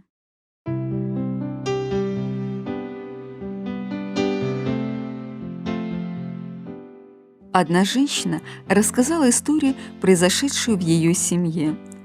Сына-подростка в школе обязали ехать в трудовой лагерь. От одной только мысли о такой возможности у нее волосы встали дыбом. Слишком много она слышала о пьянстве и наркомании в школьных трудовых лагерях, о том, что никакого надзора там за детьми нет, а дети оттуда возвращаются совершенно испорченными. Чтобы уберечь свое чадо от возможного растления, она собрала все необходимые медицинские справки для освобождения от подобной трудовой повинности и отправила его отдыхать в детско-подростковый лагерь, организованный ее коллегами по работе. Дети жили в палаточном лагере на берегу реки и всегда были под присмотром кого-то из родителей. Уже на второй день в этом благополучном лагере к ее сыну подошел один из таких называемых благополучных детей из вполне благополучной семьи и предложил наркотик. Сын этой женщины от наркотика отказался. Более того, предупредил об этом инциденте дежурившего взрослого и помог ему провести беседу с остальными о том, как противостать подобным предложениям. Во время разговора со мной его мама сказала: «Для меня это послужило серьезным уроком. Я всю жизнь пыталась спасать своего сына, и каждый раз он останавливал меня, запрещал вмешиваться, что меня очень сильно обижало. Теперь я вижу, что он был прав, и как важно, чтобы наши дети сами учились решать возникающие проблемы и находить правильный выход из сложных ситуаций. В любом случае, я не могу всю жизнь контролировать каждый шаг своего ребенка, я не могу оберегать его каждую минуту жизни. Единственное, что я могу, это просить в молитве всемогущего и вездесущего Бога охранять моего сына, ведь Господь находится рядом с ним каждую секунду».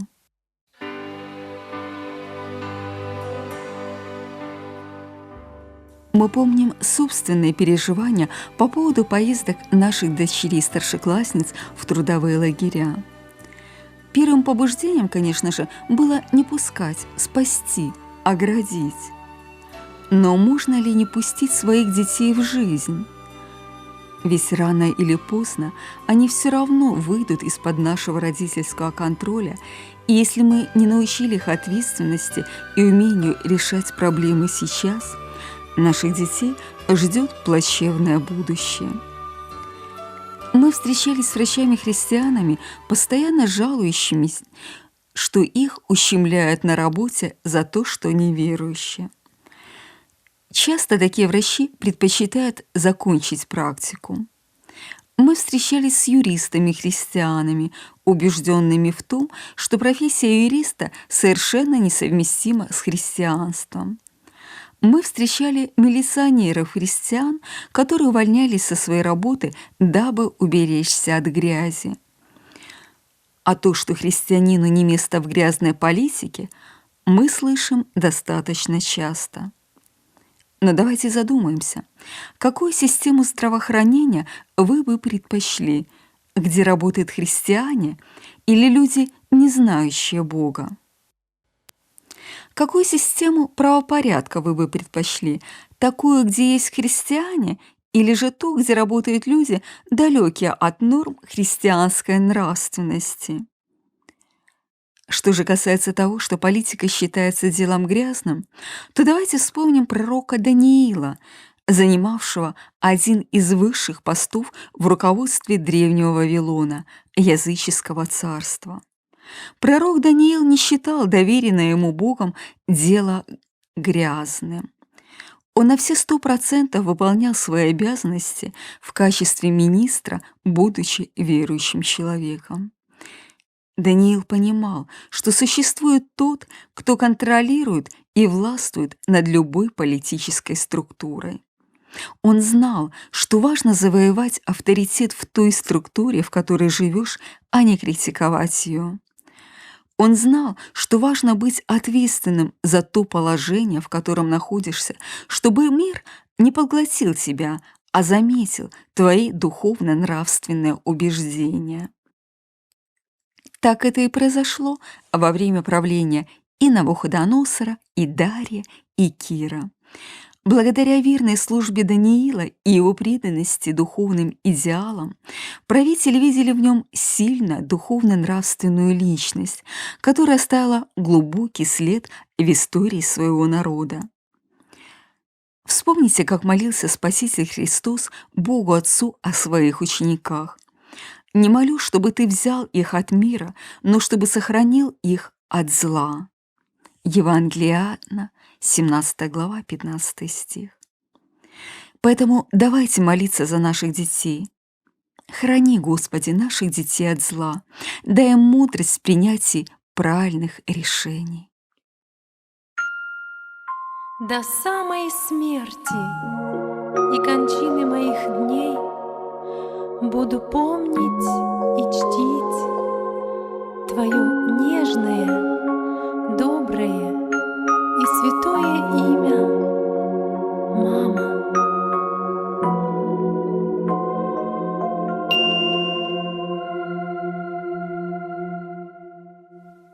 Помню детство, колыбель,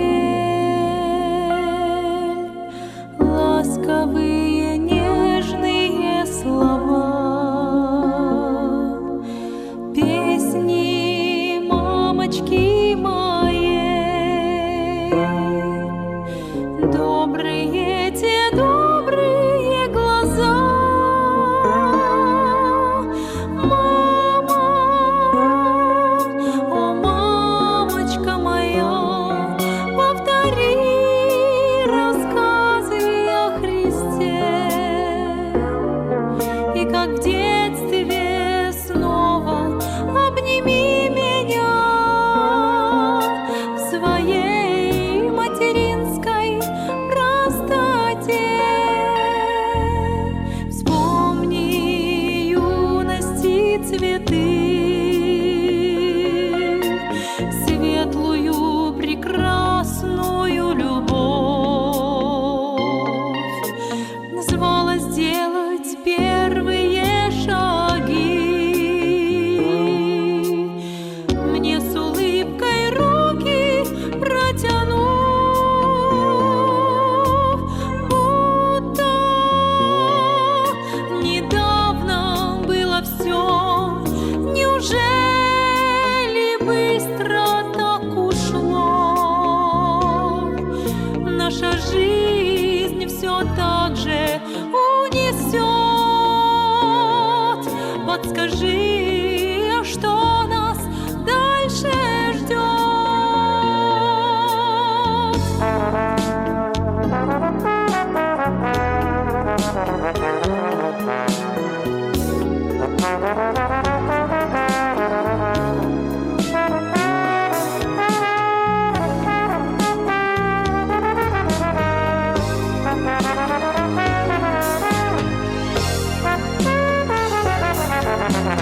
Я гляжу на седину твою, сердце горько плачет от тоски. Ты прости, любя вину мою, за морщины эти ты прости. О, мамочка моя, повтори рассказы о Христе. И как в детстве снова обними меня в своей материнской простоте. Мама, о, мамочка моя, повтори рассказы о Христе. И как в детстве снова обними меня в своей материнской простоте.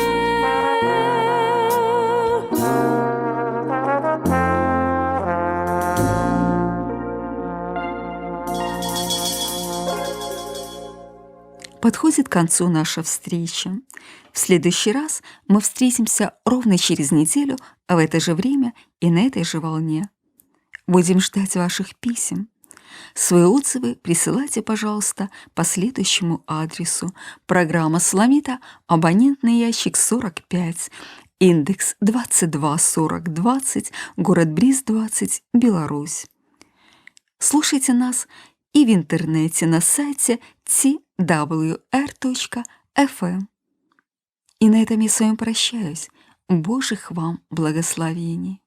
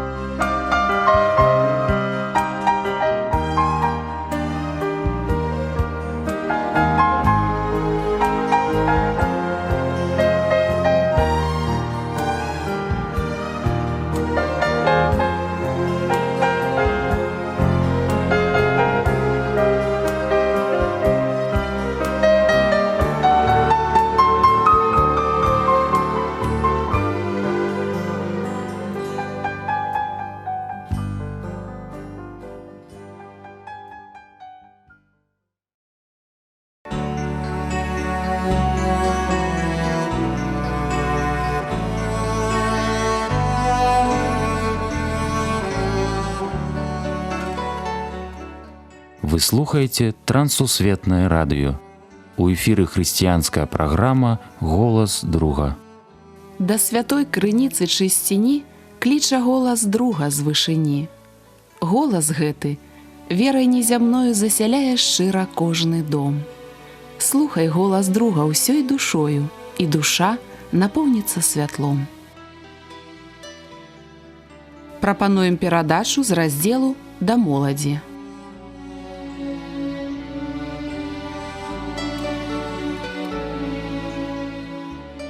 Мір вам, паважаныя слухачы. Разам з вами у эфіры Сергей Брышцель. Тэма сённяшняй размовы «Ацаніце Божую ласку».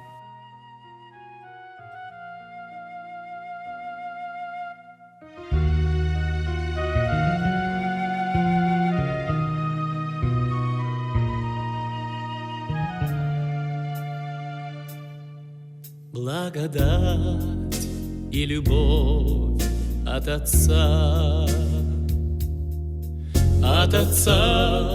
бесконечной вселенной. Никогда, никогда, никогда, никогда не получишь за злато и деньги. Никогда, никогда, никогда, никогда не получишь за злато и деньги.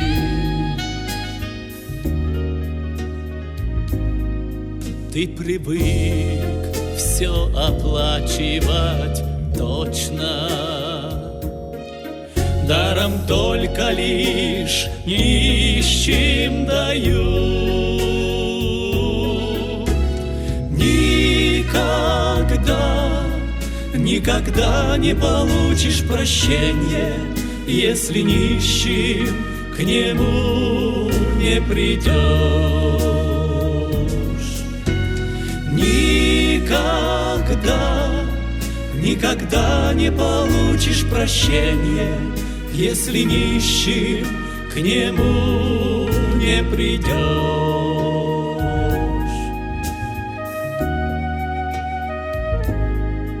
Своей славы не даст Бог иному. Кровь Иисуса — единственный путь.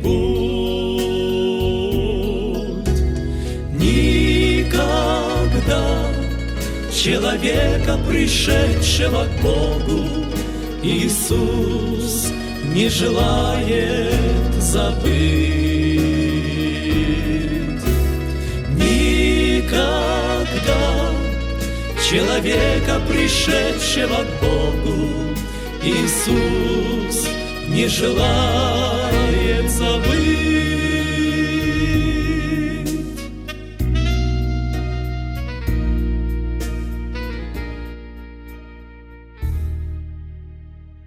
У канцы кожнага новага года мы аглядаемся назад.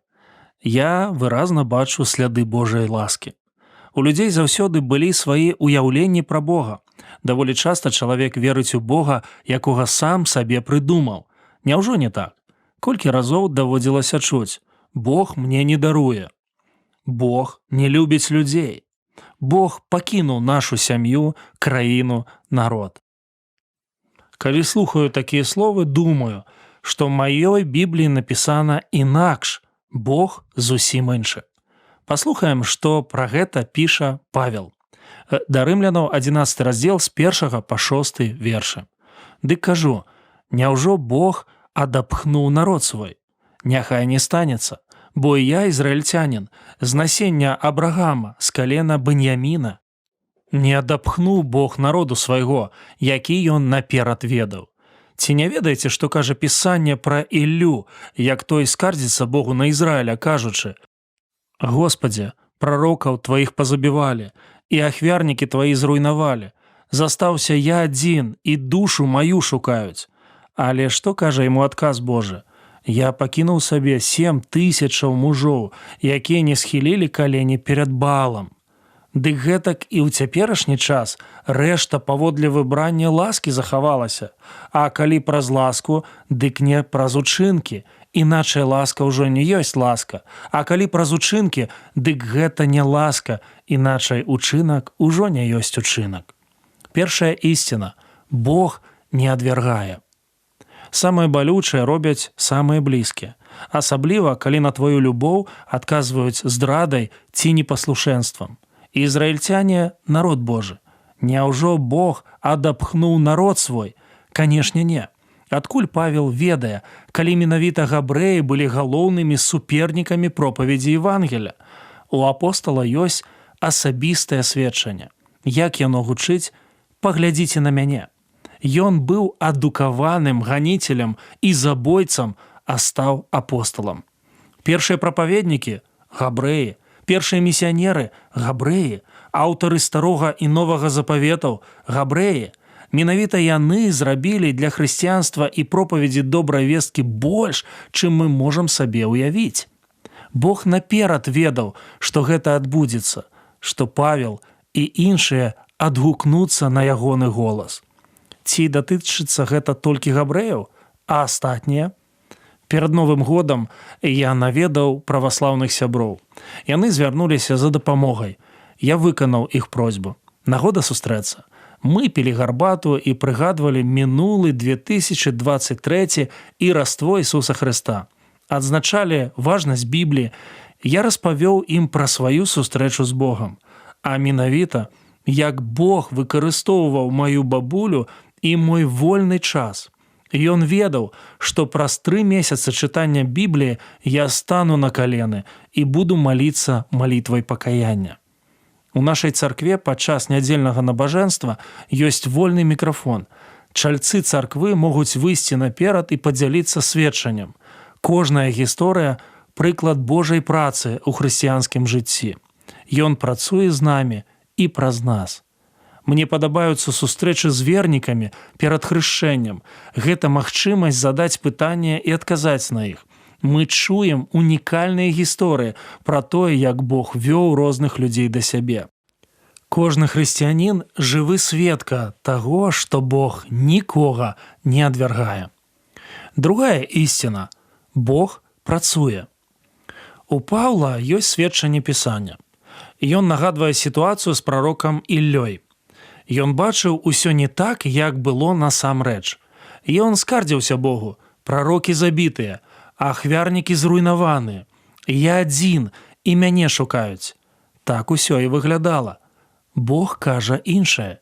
Ёсць 7000 верных, якія ў сённяшніх умовах не служаць ідалам. Мая адзнака – поўнае адступніцтва. Божая, нямала верных. Перад Новым годам мы да стала купілі хатняга кураня. Я быў у шоку, калі моя жонка адправіла фотаздымак. Якім было маё здзіўленне, калі я яго ўбачыў у лядоўні. Ведаеце, колькі ён важыў? 6 кілаграмаў. Словы «кураня» і 6 кілаграмаў для мяне былі несумяшчальны. Я ўяўляю сабе здзіўленне Іллі, калі ён пачуў ад Господа пра 7000 верных. Гэта не інфармацыя, гэта мегацуд. Пра што мы? Сёння Біблія – неверагоднае сведчанне пра Божую працу.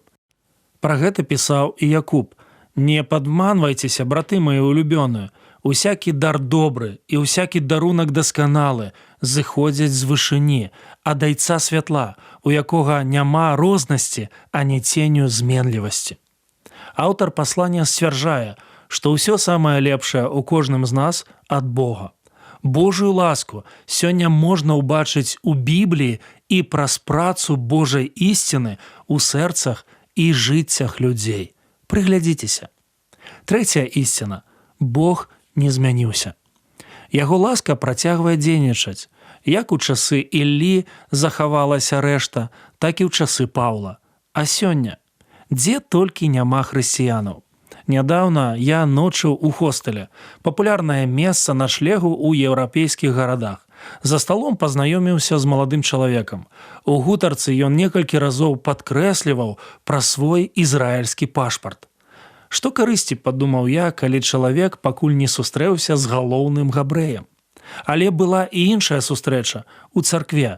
Пасля знаёмства мужчына спытаў: «Сергей, на каго я падобны?» Не дачакаўшыся майго адказу, сказаў: «На габрэя з хасідаў, горад Умань». Бог працягвае працаваць і прымаць людзей. Господ не змяніўся. Хтосьці скажа: вернікі – гэта рэшта, меншасць. Няхай так, галоўнае з агнём у вачах, у сэрцы і сведчаннем на вустах. У 19 стагоддзі вядомы ангельскі атэіст Чарльз Брэдлоу накіраваў лонданскаму пастару Хью Хьюзу запрашэнне на публічныя дэбаты. Пастар напісаў: «Давайте прадставім доказы каштоўнасці хрысціянства і атэізму у выглядзе рэальных людзей. Я прывяду 100 чалавек. Прапаную і вам прывесці столькі ж, выратаваных атэізмам і бязбожнасцю. Не можаце 100? Тады прывядзіце 50. Няхай яны пацвердзяць, што пасля адмаўлення ад біблейскага вучэння у іх жыцці стала больш чысціні і святла. Не? Ну тады 20, з такімі шчаслівымі тварамі, як у маіх 100. Дзякуючы радасці ад вашага атэістычнага вучэння. Не? Я згодны на 10. Ніяк? Знайдзіце аднаго. Няхай засведчыць, што яго жыццё змянілася ў выніку атэізму. Дэбаты не адбыліся. На ліст пастара не адказалі. Сябры, паглядзіце ў люстэрка. Зазірніце ў Біблію і пагутарце з хрысціянамі. Вы зможаце ацаніць Божую ласку. Бог не адвяргае. Вы лепшае сведчанне. Бог працуе у Пісанне і праз Пісанне для вас і праз вас. Бог не змяніўся. У яго яшчэ шмат ласкі для кожнага. Пусть Господь благодатью Своей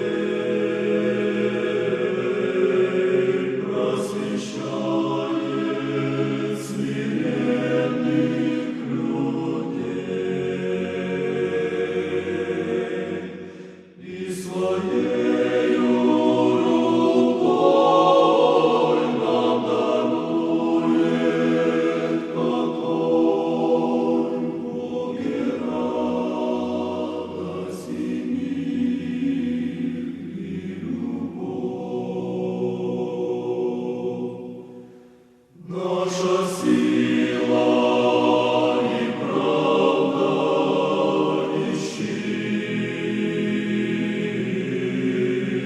Пусть Господь нас ведет и хранит, и в избытке дарит нам отцовской рукой и надежду,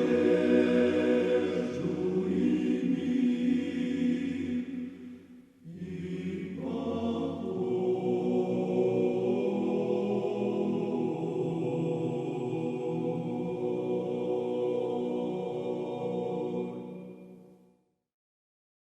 На гэтым наша сённяшняя перадача завершана.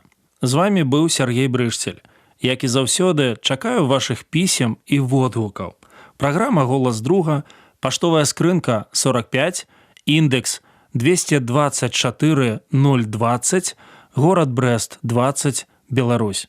Шукайце нас на сайце twr.fm і ютубе TWR Беларусь. Да новых сустрэч на хвалях трансусветнага радыё. Усяго добрага. Беражы вас Бог.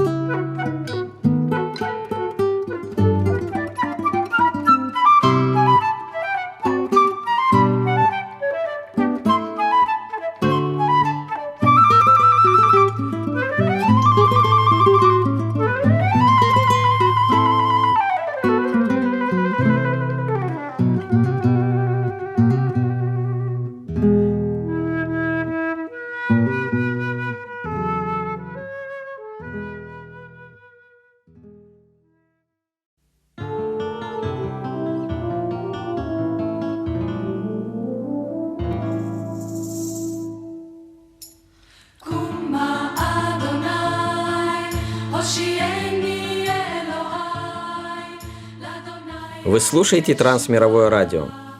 В эфире еврейская программа «Лерееха».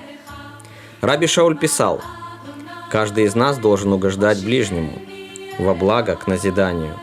Послание к Римлянам, 15 глава, 2 стих. У вас есть вопросы? Мы поможем с ответами.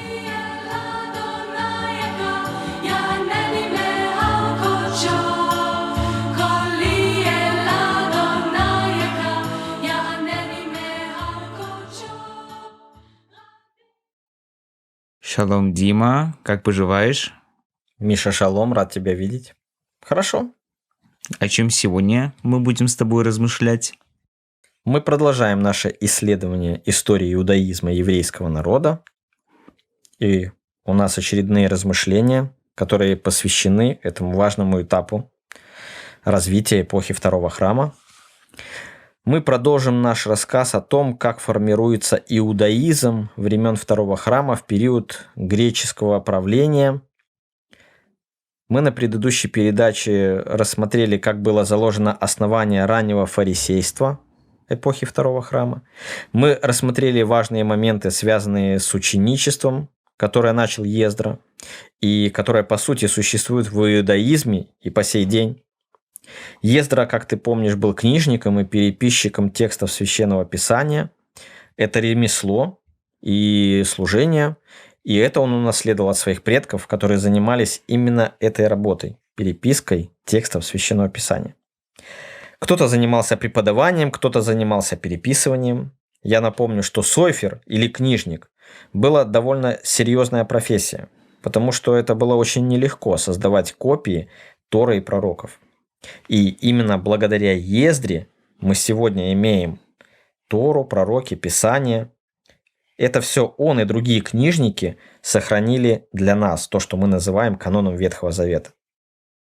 Поэтому, прежде чем критиковать книжников из евангельских историй, нам их стоит поблагодарить, ведь они сохранили для нас тексты Священного Писания. Первые фарисеи, как мы уже выяснили, были учениками Ездры. И если кто-то переписывает Священное Писание, то он заинтересован в том, чтобы его правильно прочитали. Соответственно, Ездра передавал свои знания верным из левитов, а некоторые были не левитского рода. Их имена мы можем узнать в книге Неемия, 8 глава, 7 текст. Дима, стоп. Ракрыга бывакаша. У меня возникает резонный вопрос. Как это Ездра посмел нарушить принцип Торы, что учителем может быть только рожденный в колене Левия? Ездра не первый, кто брал учеников не из левитов. Давай посмотрим на интересные примеры из 4 книги Царств, где рассказывается история о Елисее. О Елисее сказано, что он был сыном Сафатова, и он подавал воду на руки Ильи. То есть Елисей был преемником Ильи пророка. Но Елисей был не единственным учеником. В той же 4 книге Царств, во 2 главе, в 3 тексте мы читаем: «И вышли сыны пророков, которые в Вифиле к Елисею». Что мы здесь видим? Мы видим, у нас здесь появляется новый термин – «сыны пророков». На иврите это бней ханавиим. Давай поговорим, кто это такие сыны пророков. Однозначно здесь речь не идет о детях каких-то пророков. Бней ханавиим – это первый термин, который означает учеников. После появляется второй термин, более современный – талмид, ученик. Итак, бен ханавиим или сыны пророков – это так в древности называли учеников. И почему же появились подобные ученики у пророков? Все дело в ситуации, которая сложилась в Северном царстве, где священническая система была отменена. Иеровоам, сын Наватов, при разделении царства Соломона запретил израильтянам и другим коленам приходить в Иерусалимский храм на поклонение. Из-за этого запрета практически все левиты ушли в Иудею, и система образования на севере была разрушена. А если священническая система была развалена, но были те, кто хотел знать Тору, то инициатива преподавания взяли на себя пророки. Пророки брали себе учеников из народа, которые хотели поклоняться Богу и изучать Тору. Впервые это делал пророк Илья, а потом и Елисей. Эти два пророка устанавливают пророческие школы, а ученики таких школ называли сыны пророческие. Ездра при возвращении из Вавилонского плена фактически продолжает дело Ильи и Елисея, приглашая на обучение Тору людей не левитского рода. Ездра берет тех, кто по зову сердца хочет знать Священное Писание, и обучает их искусству фарисейства. Сейчас вы понимаете, что изначально фарисейство – это не лицемерие, а умение правильно прочитать текст Священного Писания и растолковать ее. Хорошо, Дима, но что же про саддукеев? Слушай, давай о саддукеях мы поговорим в следующий раз.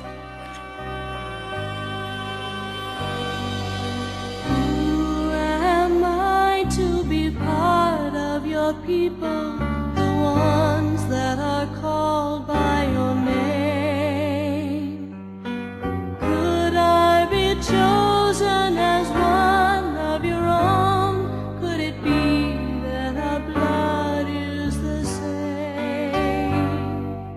How can a stranger, a remnant of nations, belong to the royal line? You showed your grace when the branches were broken, and I grafted into the vine. Baruch Hashem Adonai. Baruch Hashem Adonai. Blessed be the name of the Lord. Baruch Hashem Adonai.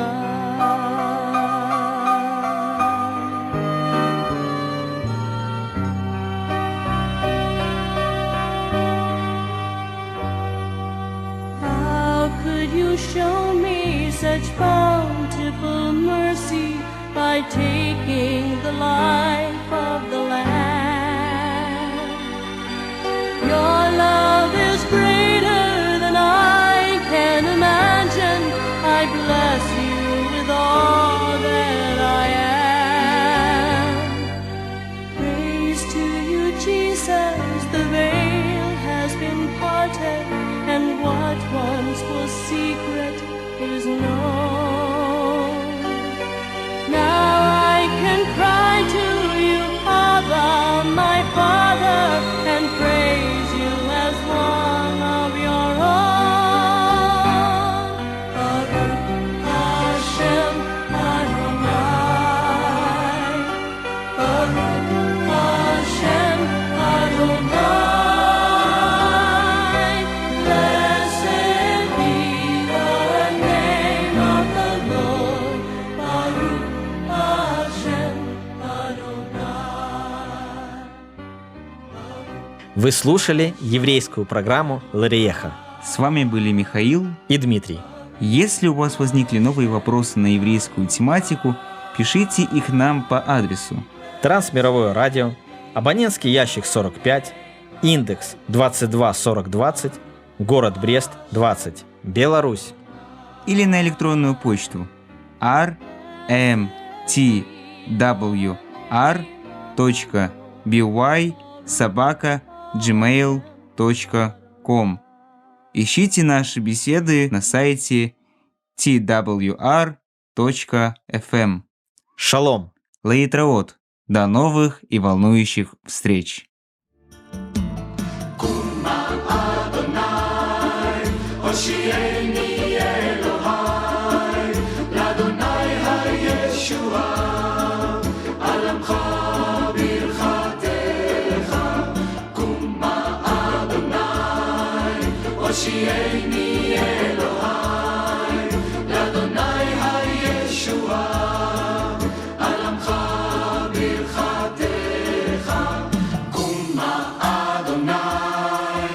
Hoshieni Elohai, Ladonai HaYeshua.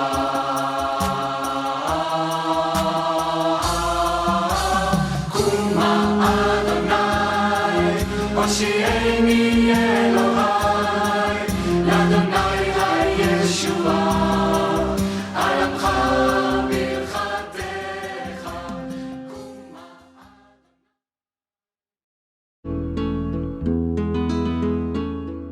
Вы слухаеце Трансусветнае радыё. У эфіры праграма «Урокі гісторыі». Запрашаем у падарожжа падзей, асоб і фактаў. Вучыцеся разам з намі.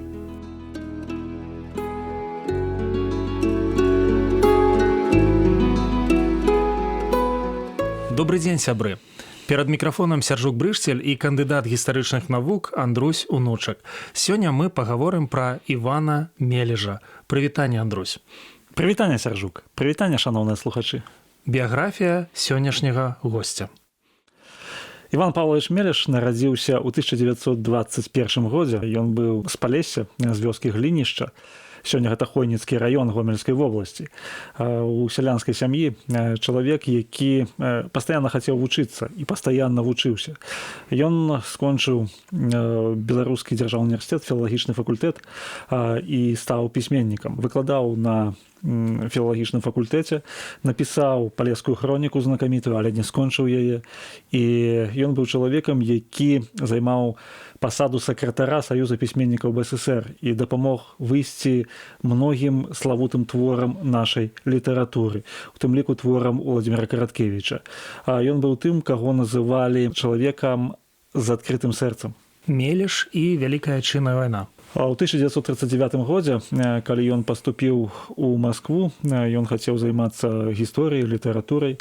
Праз некалькі месяцаў яго мабілізавалі ў армію. З 1939 году па 1942 год ён служыў у войску. У час складаных баёў у 1942 годзе яго параніла. І раненне было настолькі цяжкое, што стаяла пытанне пра ампутацыю правай рукі. Яму на той момант 21 год, і ён піша ў сваім дзённіку, што я ўжо інвалід, я ўжо нічога не зраблю ў гэтым жыцці. Але вось адзін лекар у Тбілісі, ён быў у шпіталі там, ён кажа, што мы паспрабуем табе захаваць. І некалькі месяцаў ён кажа, што моя рука трымалася на сухажыллях толькі і на марлевай павязцы, але руку удалося ўратаваць. У час вайны ён вёў дзённік. Ён вёў дзённік, які не можна было весці савецкім вайскоўцам, але ён вёў, і гэты дзённік захаваўся і выйшаў ужо пасля яго смерці.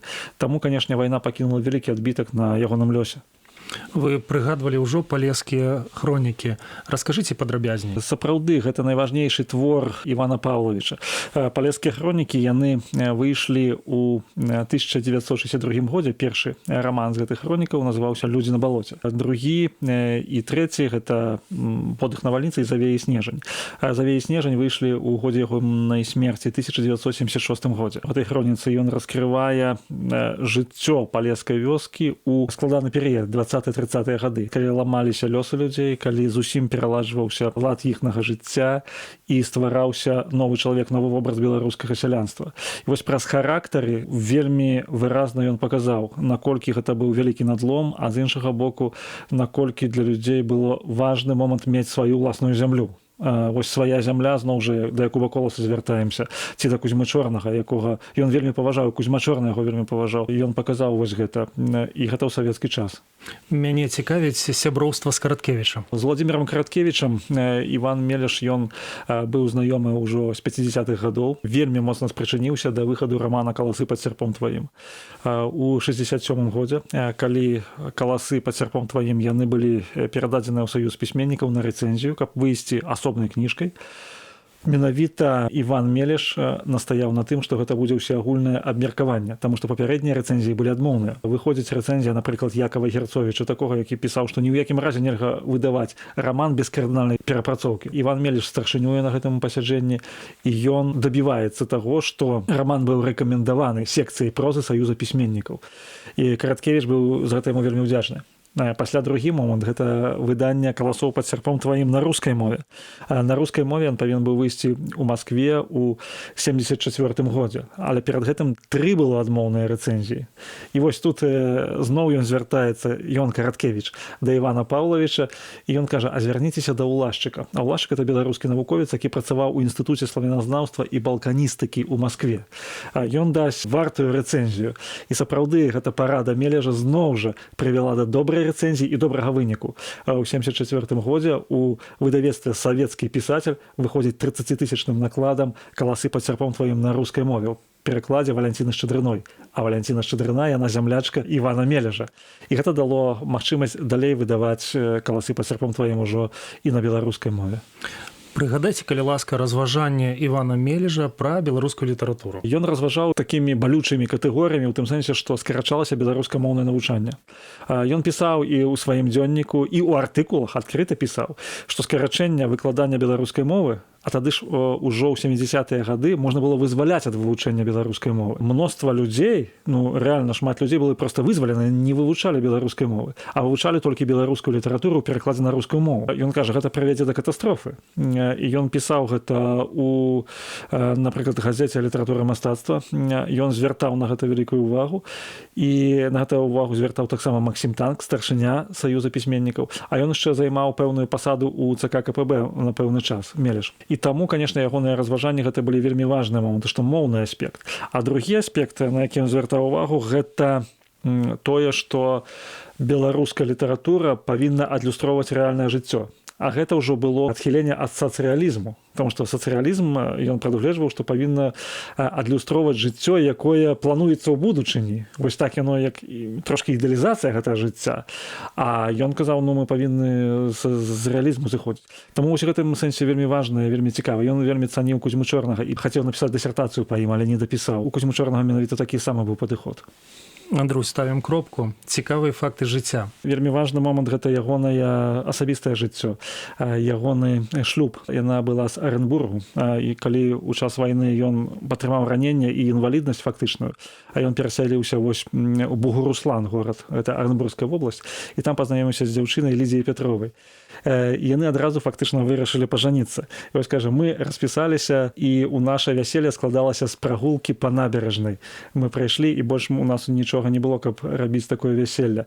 І ягоная жонка вычытвала ўсе ягоныя творы, перапісвала іх. Яму вельмі складана было пісаць з такой рукой. Вельмі складаны быў почерк.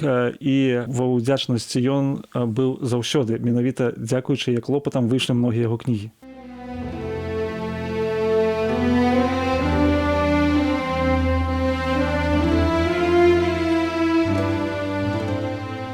Іван Мележ — сапраўдны сын палескай зямлі. Пісьменніца Вера Палтаран у свой час напісала пра яго так: «Ён адчуў сябе, як сейбіць сярод недасеянага поля. Жахнуўшыся, што не паспее закончыць работу, ён сабраў усе свае сілы, мацней упяўся ў зямлю і пайшоў на поле, шырока сеючы зярняты думкі высокай чысціні праўды. І ўпаў сярод поля з поўнаю жменю зярнят, з поўнай душою нявыгаваранага, нявыказанага». Трэба дадаць, можа і так, але тое, што ён паспеў выказаць, стала значным укладам у развіццё беларускай літаратуры.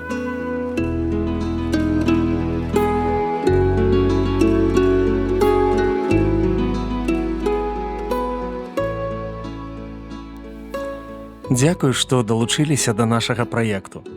Калі ў вас ёсць пытанні, пішыце, калі ласка, на адрас Трансусветнае радыё, урокі гісторыі. Паштовая скрынка 45, індекс 22 40 20, горад Брэст 20, Беларусь. Пакідаю для сувязі электронную пошту rmtwr.by@gmail.com. Шукайце нас на сайце twr.fm. До новых сустрэч!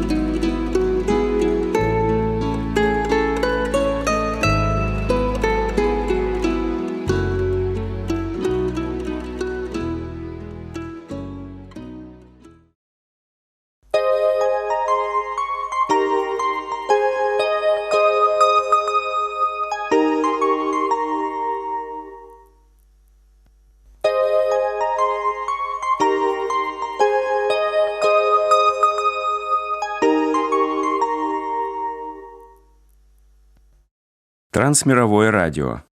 Программа «Навигатор». Ваш путеводитель по Библии.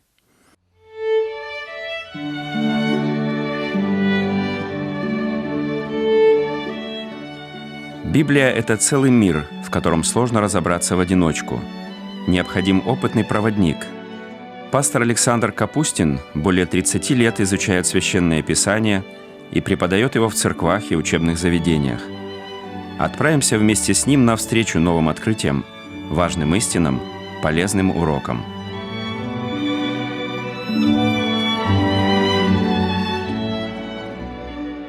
Библия – удивительная книга. Чем дольше я ее изучаю, тем больше восхищаюсь. И чем глубже в нее погружаюсь, тем интереснее она становится. Навигатор поможет проложить лучший маршрут.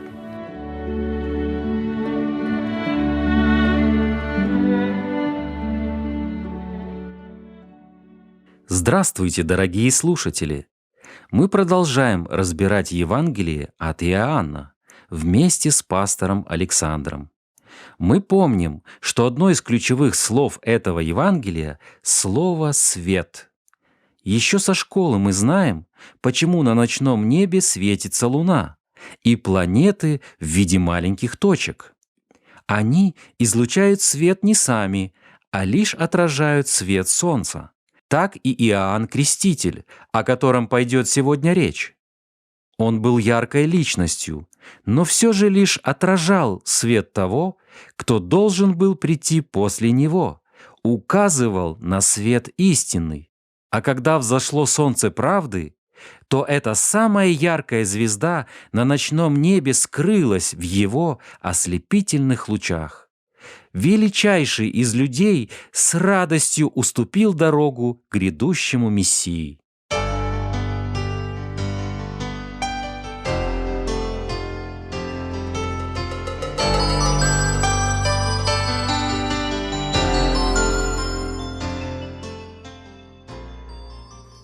Сегодня, друзья, мы поговорим про Иоанна Крестителя, которому в этом Евангелии уделяется очень много внимания и места. Прочитаем Евангелие от Иоанна, 1 глава, с 19 по 34 стихи. «И вот свидетельство Иоанна, когда иудеи прислали из Иерусалима священников и левитов спросить его, кто ты. Он объявил, и не отрекся, и объявил: я не Христос. И спросили его: что же, ты Илья? Он сказал: нет. Пророк? Он отвечал: нет. Сказали ему: кто же ты, чтобы нам дать ответ пославшим нас? Что ты скажешь о себе самом? Он сказал: я глас вопиющего в пустыне. Исправьте путь Господу, как сказал пророк Исаия. А посланные были из фарисеев, и они спросили его: что же ты крестишь, если ты не Христос, ни Илья, ни пророк? Иоанн сказал им в ответ: я крещу в воде, но стоит среди вас некто, которого вы не знаете. Он-то, идущий за мной, но который стал впереди меня, я недостоин развязать ремень обуви его». Это происходило в Вифаваре при Иордане, где крестил Иоанн. На другой день видит Иоанн идущего к нему Иисуса и говорит: «Вот Агнец Божий, который берет на себя грех мира. Сей есть, о котором я сказал: за мной идет муж, который стал впереди меня, потому что он был прежде меня. Я не знал его, но для того пришел крестить в воде, чтобы он явлен был Израилю». И свидетельствовал Иоанн, говоря: «Я видел Духа, сходящего с неба, как голубя, и пребывающего на нем. Я не знал его, но пославший меня крестить в воде сказал мне: на кого увидишь Духа сходящего и пребывающего на нем, тот есть крестящий Духом Святым. И я видел и засвидетельствовал, что сей есть Сын Божий». С первого взгляда заметно, как много внимания автор уделяет личности Иоанна Крестителя. Ему посвящена практически половина 1 главы. Это мы еще не все прочитали. А затем, на протяжении Евангелия, мы еще не разу видим упоминание о нем. Кто такой Иоанн Креститель? Это, вне всякого сомнения, очень яркая личность. Великий пророк, который произвел, можно сказать, духовную революцию в Израиле. Он не сотворил никакого чуда. Он жил в пустыне. Он ничего не имел, даже нормальной одежды. И тем не менее, тысячи, а вероятно и десятки тысяч людей он побудил задуматься о своей душе и покаяться перед Богом. Почему его назвали крестителем? По-гречески «баптистес». Буквально это слово означает «омыватель». Иоанн призывал людей покаяться, и тех, кто каялся, погружал в воду, крестил или омывал. Он не сам придумал этот обряд, омовение уже существовало в Израиле, но применялось к прозелитам, то есть к язычникам, которые хотели перейти в иудаизм. Таких людей омывали в знак того, что они смывают с себя свои прошлые языческие грехи. Но Иоанн Креститель стал делать это с евреями. Он провозгласил, что израильтянам тоже нужно покаяться, что они не лучше язычников. «Не думайте говорить в себе «Отец у нас Авраам», – учил он народ. «Ибо говорю вам, что Бог может из камней этих воздвигнуть детей Аврааму». Проповеди Иоанна имели большой успех. Матфей пишет, что и Иерусалим, и вся Иудея, и вся окрестность Иорданская выходили к нему и крестились от него в Иордане, исповедуя грехи свои. Своим служением Иоанн приготовил народ к приходу Иисуса Христа, поэтому о нем говорится много хорошего во всех 4 Евангелиях. Тем не менее, в Евангелии от Иоанна ему уделяется особое внимание. Может быть, тому есть причина? Судя по всему, да. И причина вот какая. Апостол Иоанн писал свое Евангелие в Эфесе. В этом городе существовала довольно большая община последователей Иоанна Крестителя. Тому, в частности, способствовал проповедник по имени Аполлос. Мы читаем о нем в книге Деяний. Некто иудей по имени Аполлос, муж красноречивый, пришел в Эфес. Он был наставлен в начатках пути Господнего и говорил и учил о Господе правильно, зная только крещение Иоаннова. Когда в дальнейшем в этот город пришел апостол Павел, он нашел там группу последователей Иоанна Крестителя. Они сказали ему: «Мы крестились в крещение Иоаннова», хотя даже не слыхали, что есть Святой Дух. И хотя некоторые последователи учения Крестителя присоединились к христианской церкви, довольно большое их число, видимо, оставались верными своему первоначальному пути. А может быть, и перейдя в христианскую церковь, некоторые продолжали чрезмерно возвышать Иоанна Крестителя. И вот апостол с помощью своего Евангелия пытается показать, что Иоанн, несомненно, великий человек, но идти нужно не за Иоанном, а за Христом. Учиться нужно не у Иоанна, а у Христа. Иоанн Креститель – лишь предшественник Спасителя, подготовитель пути для него, указатель на него. Об этом мы сегодня и будем говорить. В тексте, который мы прочитали, можно выделить 2 части. Первая часть – это отрицание Иоанна Крестителя. Он говорит о себе, и самое частое его слово «нет». Вторая часть – это утверждение Иоанна, и здесь он говорит о Христе, и самое частое его слово «Он». Давайте рассмотрим эти части по порядку. Итак, первая часть – отрицание Иоанна Крестителя. К нему приходят священники, левиты, чтобы узнать, кто он такой. И мы можем увидеть, что в народе было распространено мнение, что Иоанн – это Христос. В Ветхом Завете предсказывалось, что однажды в мир придет Божий помазанник, по-еврейски «Мессия», по-гречески «Христос». Когда он придет, то изменит мир. Люди знали об этих предсказаниях и ждали этого великого человека. И вот приходит Иоанн Креститель и производит настоящее духовное пробуждение. Он необычно выглядит, необычно говорит, обращает к Богу тысячи людей, что могли про него подумать? Первая естественная мысль – это он, долгожданный Христос. Судя по всему, Иоанн знал об этом мнении, поэтому на вопрос «Кто ты?» сразу ответил «Я не Христос». Автор подчеркивает, он объявил и не отрекся, то есть не испугался, не смолодушничал. Слово «объявил» буквально означает «исповедал», то есть торжественно провозгласил.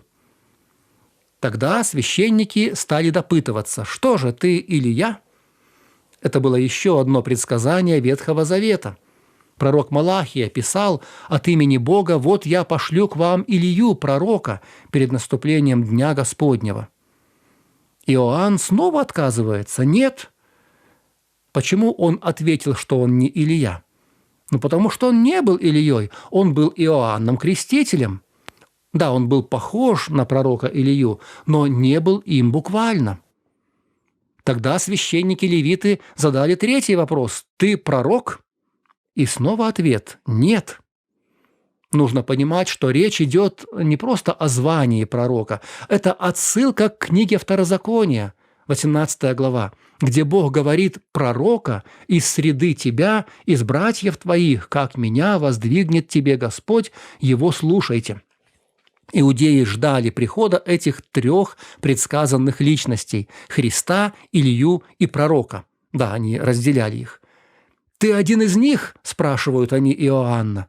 И по каждому пункту Иоанн отвечает «нет». Тогда, не имея других вариантов, священники спрашивают его: «Да кто же ты?» И здесь Иоанн дает прекрасный ответ. «Я – глас», то есть голос вопиющего в пустыне. Мартин Лютер упоминает басню, в которой волк говорит соловью: «Кто ты такой? Ты голос и больше ничего».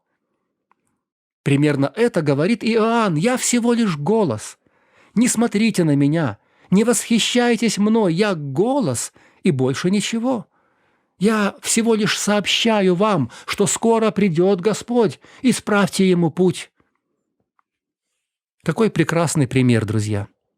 Мы так часто бываем заняты своим самоутверждением, нам так хочется быть кем-то, выделиться, показаться, прозвучать. Таков наш инстинкт, нам хочется значимости.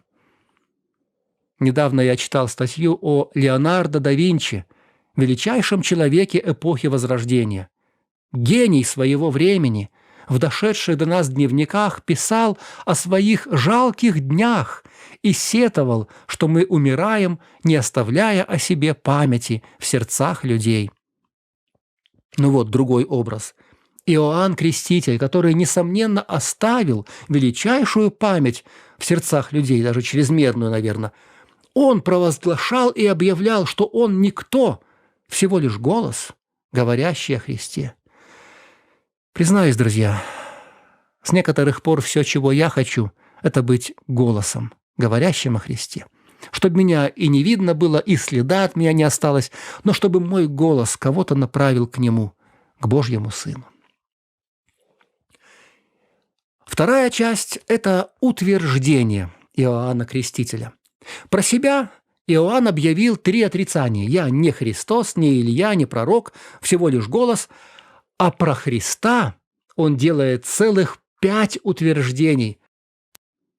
Мы сегодня рассмотрим только 2 из них, а оставшиеся 3 перенесем на следующий раз. Итак, о Христе Иоанн говорит: «Он, идущий за мной, но который стал впереди меня, потому что был прежде меня». Это утверждение звучит в 1 главе Иоанна целых 3 раза. «Идущий за мной, но который стал впереди меня», в 15 стихе, в 27 и в 30. Почему евангелист пишет об этом 3 раза? Потому что это было важно для него и для его читателей. У меня есть предположение. Возможно, последователи Иоанна Крестителя говорили, что он выше Иисуса, потому что пришел раньше. Кто первый говорил: «Покайтесь, ибо приблизилось Царство Божье»? Иоанн. Кто первый начал крестить? Иоанн.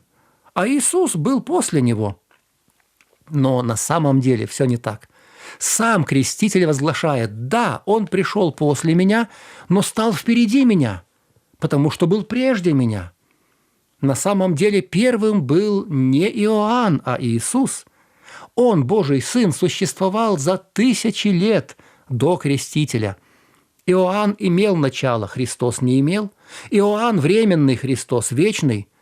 Он был прежде не только Иоанна, но и прежде Илии, прежде Моисея. Он сам сказал: «Прежде, нежели был Авраам, я есмь». Второе важное утверждение Иоанна Крестителя: «Я не знал его, но для того пришел крестить в воде, чтобы он явлен был Израилю». Об этом Иоанн говорит 2 раза, в 31 и 33 стихах. «Я не знал его, но для того пришел крестить в воде, чтобы он явлен был Израилю. Я не знал его, но пославший меня крестить в воде сказал: на кого увидишь Духа сходящего, тот есть крестящий Духом Святым». Из Евангелия от Матфея мы узнаем, что Иоанн узнал Христа еще до крещения, даже не хотел крестить его. Но в нашем Евангелии этого эпизода нет. Дело в том, что Иоанн Креститель был хотя и великим, но все же человеком. Он мог ошибиться.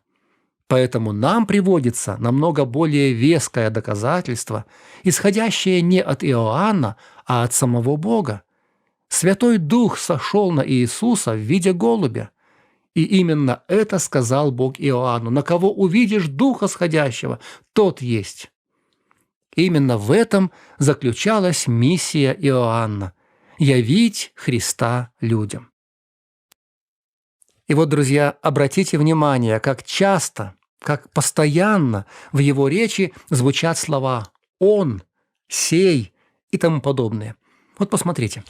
«Вот Агнец Божий, который берет на себя грех мира.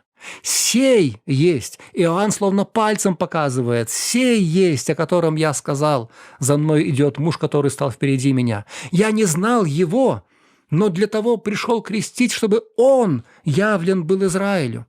Я видел Духа, пребывающего на нем. Я не знал его, но пославший меня крестить сказал: на кого увидишь Духа, тот есть крестящий Духом Святым. Я видел и засвидетельствовал, что сей есть Сын Божий».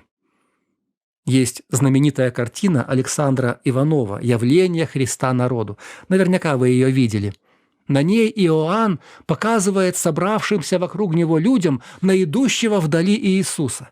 Вся его фигура, обе руки устремлены на Спасителя. И люди, поддавшись его порыву, смотрят на далекую фигуру и настолько увлечены, что какой-то вор решил воспользоваться моментом и украсть одежду одного из крестящихся.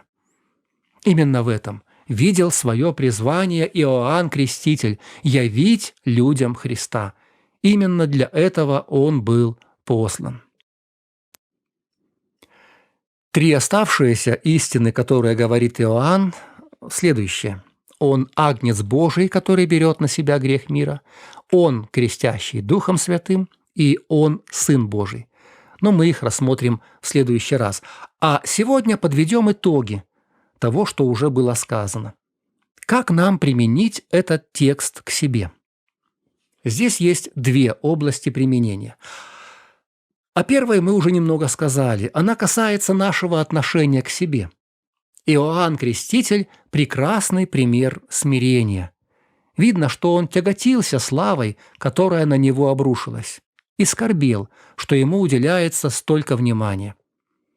«Последуйте смиренным», – призывал апостол Павел. И вот одним из самых смиренных людей Писания является Иоанн Креститель.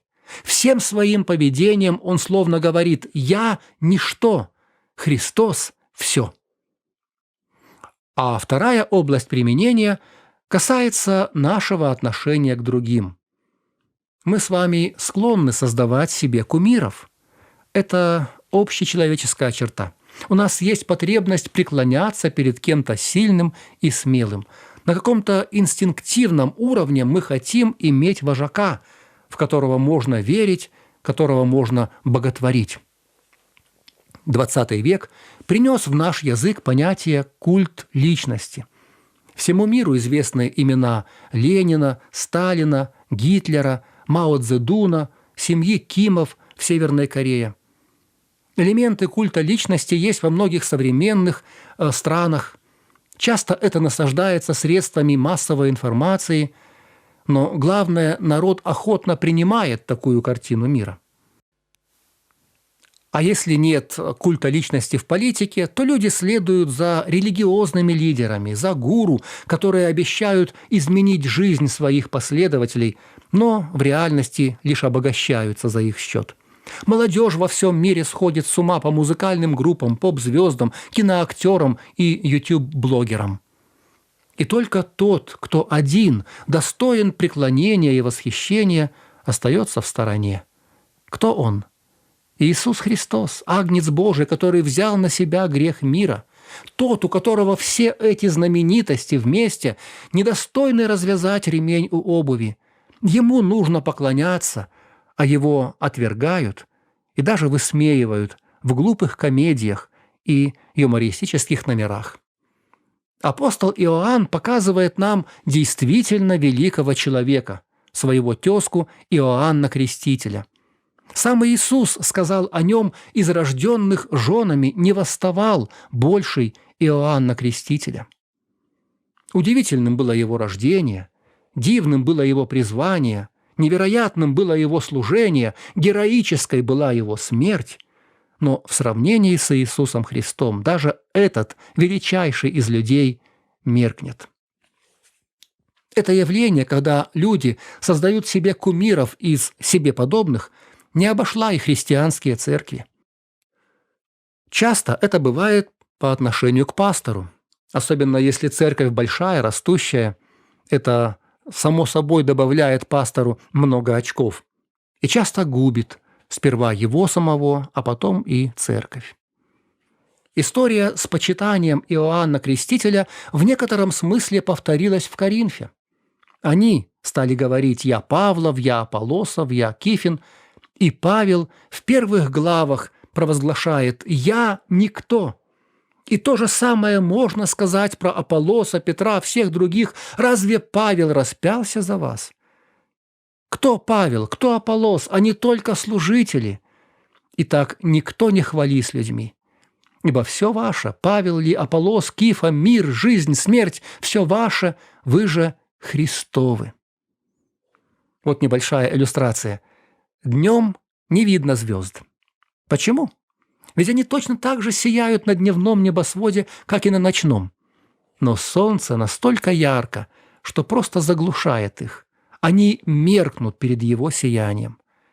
Так любая человеческая слава должна померкнуть рядом со славой Христа. Любые достижения угаснуть рядом с подвигом Христа.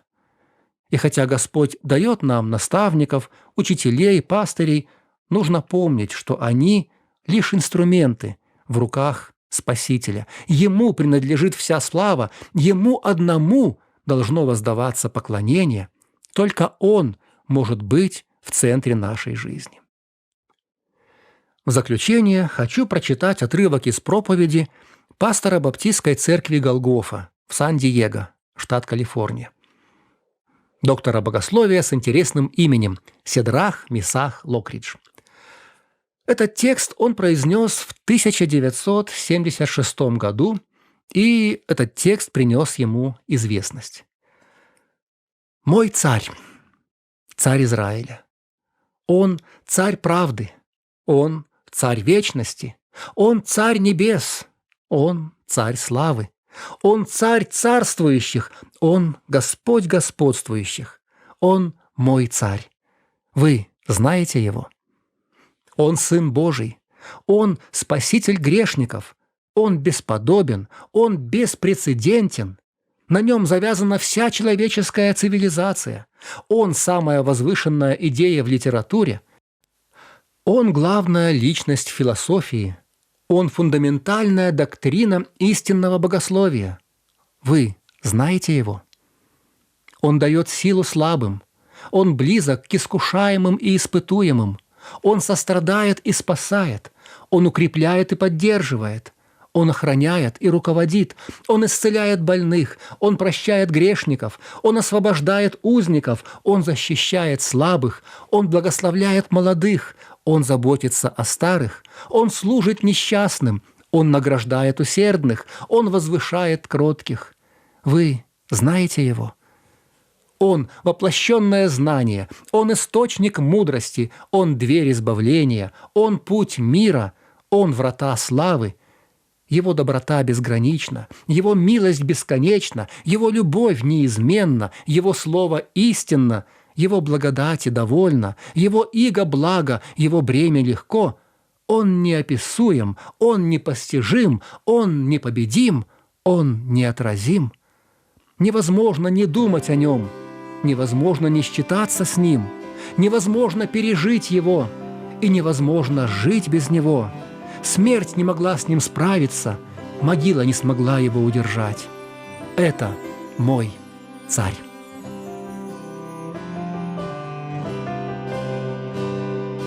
Дивный, прекрасный Спаситель, Ты несравненный Бог сил. Кто б мог представить, что Агнец души людей искупил? О, Ты души людей искупил.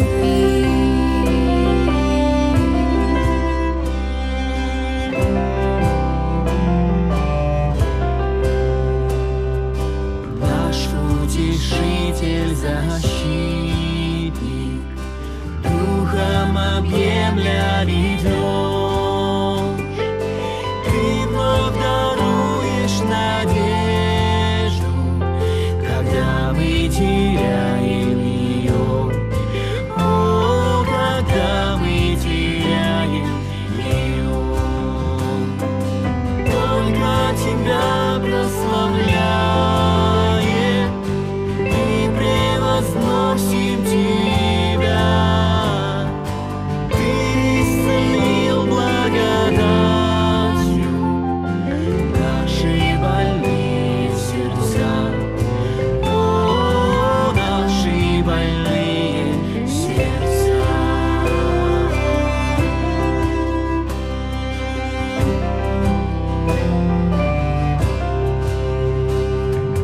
Вечный Отец всемогущий,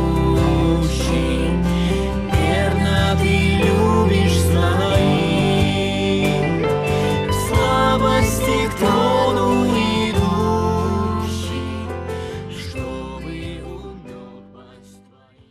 Давайте и мы, по примеру Иоанна, показывать миру того, кто живет в нас. Давайте не создавать себе кумиров из людей, как это делали во всех поколениях. Ему одному, возлюбившему нас и омывшему нас от грехов наших кровью Своею, и соделавшему нас царями и священниками Богу и Отцу Своему, слава и держава во веки веков. Аминь.